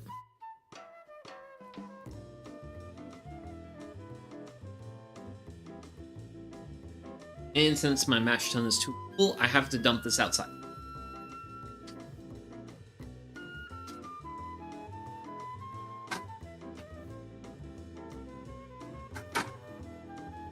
So, I now have empty fermenter.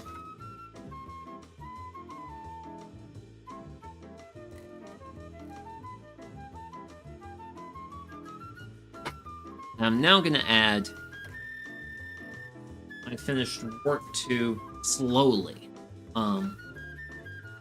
Trying to run the wort along the side of the wall of the fermenter, and the purpose of that is to expose the wort to as much surface area as possible. My reasoning for doing that is yeast like oxygen. In order to do their yeast well, for yeast to make more yeast, they need oxygen. Coincidentally, this is also the only part of the brewing process where you want more oxygen into your product.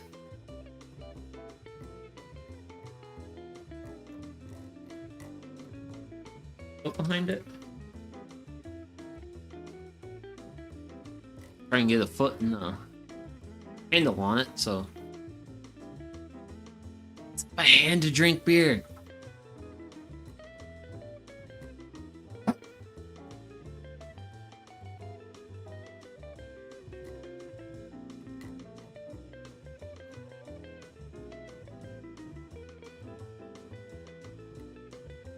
Because we do want the yeast to do a little bit of multiplying when we first throw them in. So we want to try and get a little bit of oxygen mixed in with the wort. Which is why I tried it when I bring it out. How'd it go? It was nice watching you. Okay, cool. Well, have a good rest of your day, Tropa. Because this day is probably... I mean, this stream's also probably pretty close to being done, though. Anyway. But yeah, thanks for tuning in.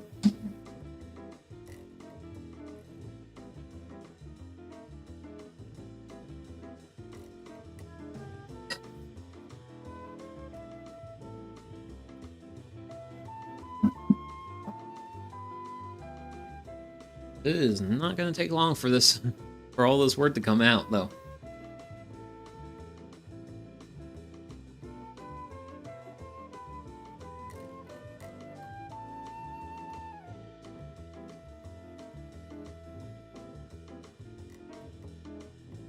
Because we got 1.5 gallons left in the brew kettle.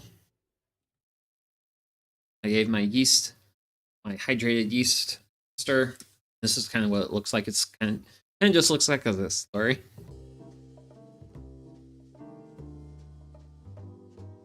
A little stir stick off to the side. And now we just wait as the remainder of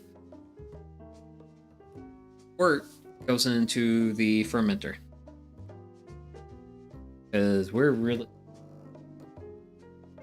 This is basically the tail end of brew day. And granted, it also seems like it's take its time, but that's fine. That is fine by me. But I will be monitoring brew kettle.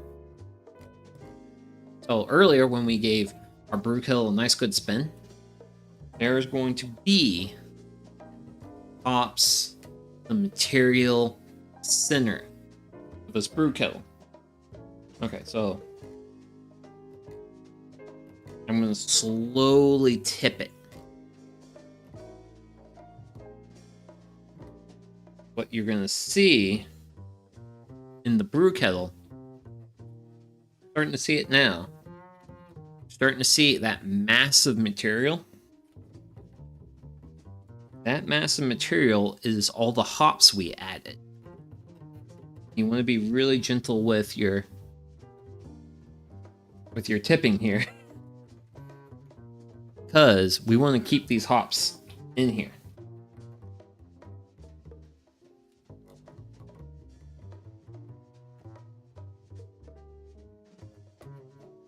Because this is what you want to try to achieve, ideally, is concentrate as much of your hops, your residue, all that good stuff, in the brew kettle. Keep it separate from the beer. Don't want it to go into the beer. Well, soon to be beer. We're going to just give our little flask here a stir. Take our cap off. And pour it in.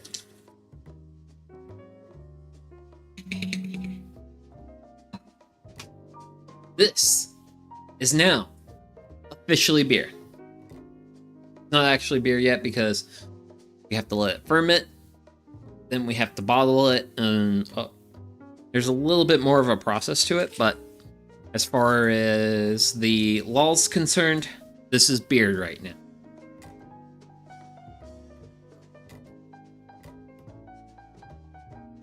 Lid. So now the process of fermentation can begin.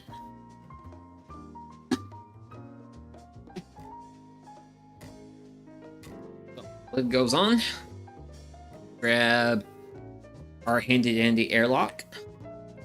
This allows air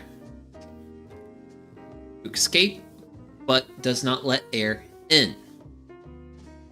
And how that works is we have this tube lets CO2 in, and we basically have this little bell-shaped thing. It pushes against it, and we're gonna have a measure of sanitizing solution in here, and it's gonna push the CO2 out. That's gonna drop the pressure. The bell thing is gonna come back down. It keeps air out of the fermenter. So I'm gonna just go ahead and add the little bell part to my saved sanitizing solution. Just pour it in. So there is a line on the side that shows you your recommended fill level. Take that on. Reach into here.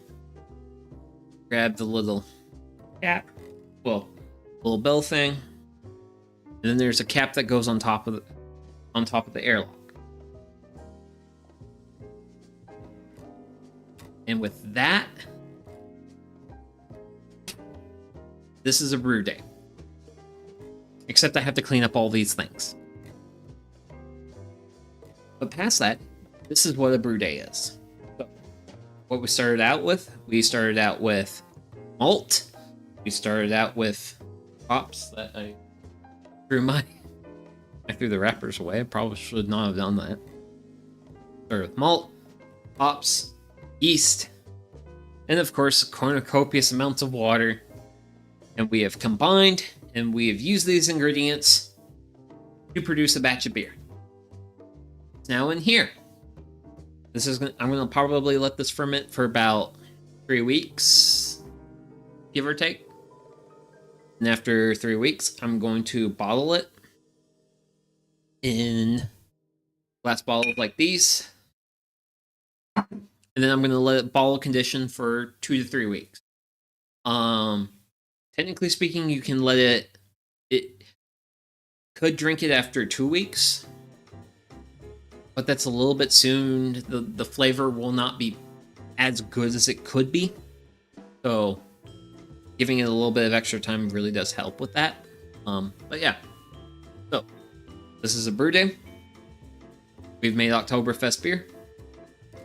We still have a little while to go in terms of how much.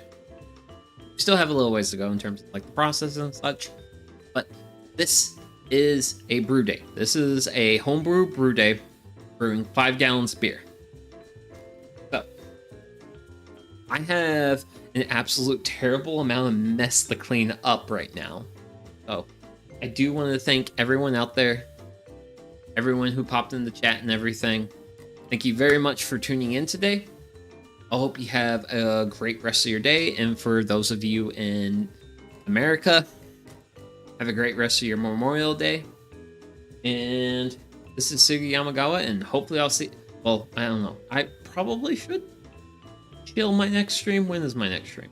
The next stream is on Thursday. We're going to be making tomato soup and making grilled cheese sandwiches. So, it'll be a fun time. But yeah.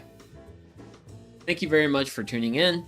Hopefully I'll see you all in the next one, and have a great rest of your day. Bye-bye.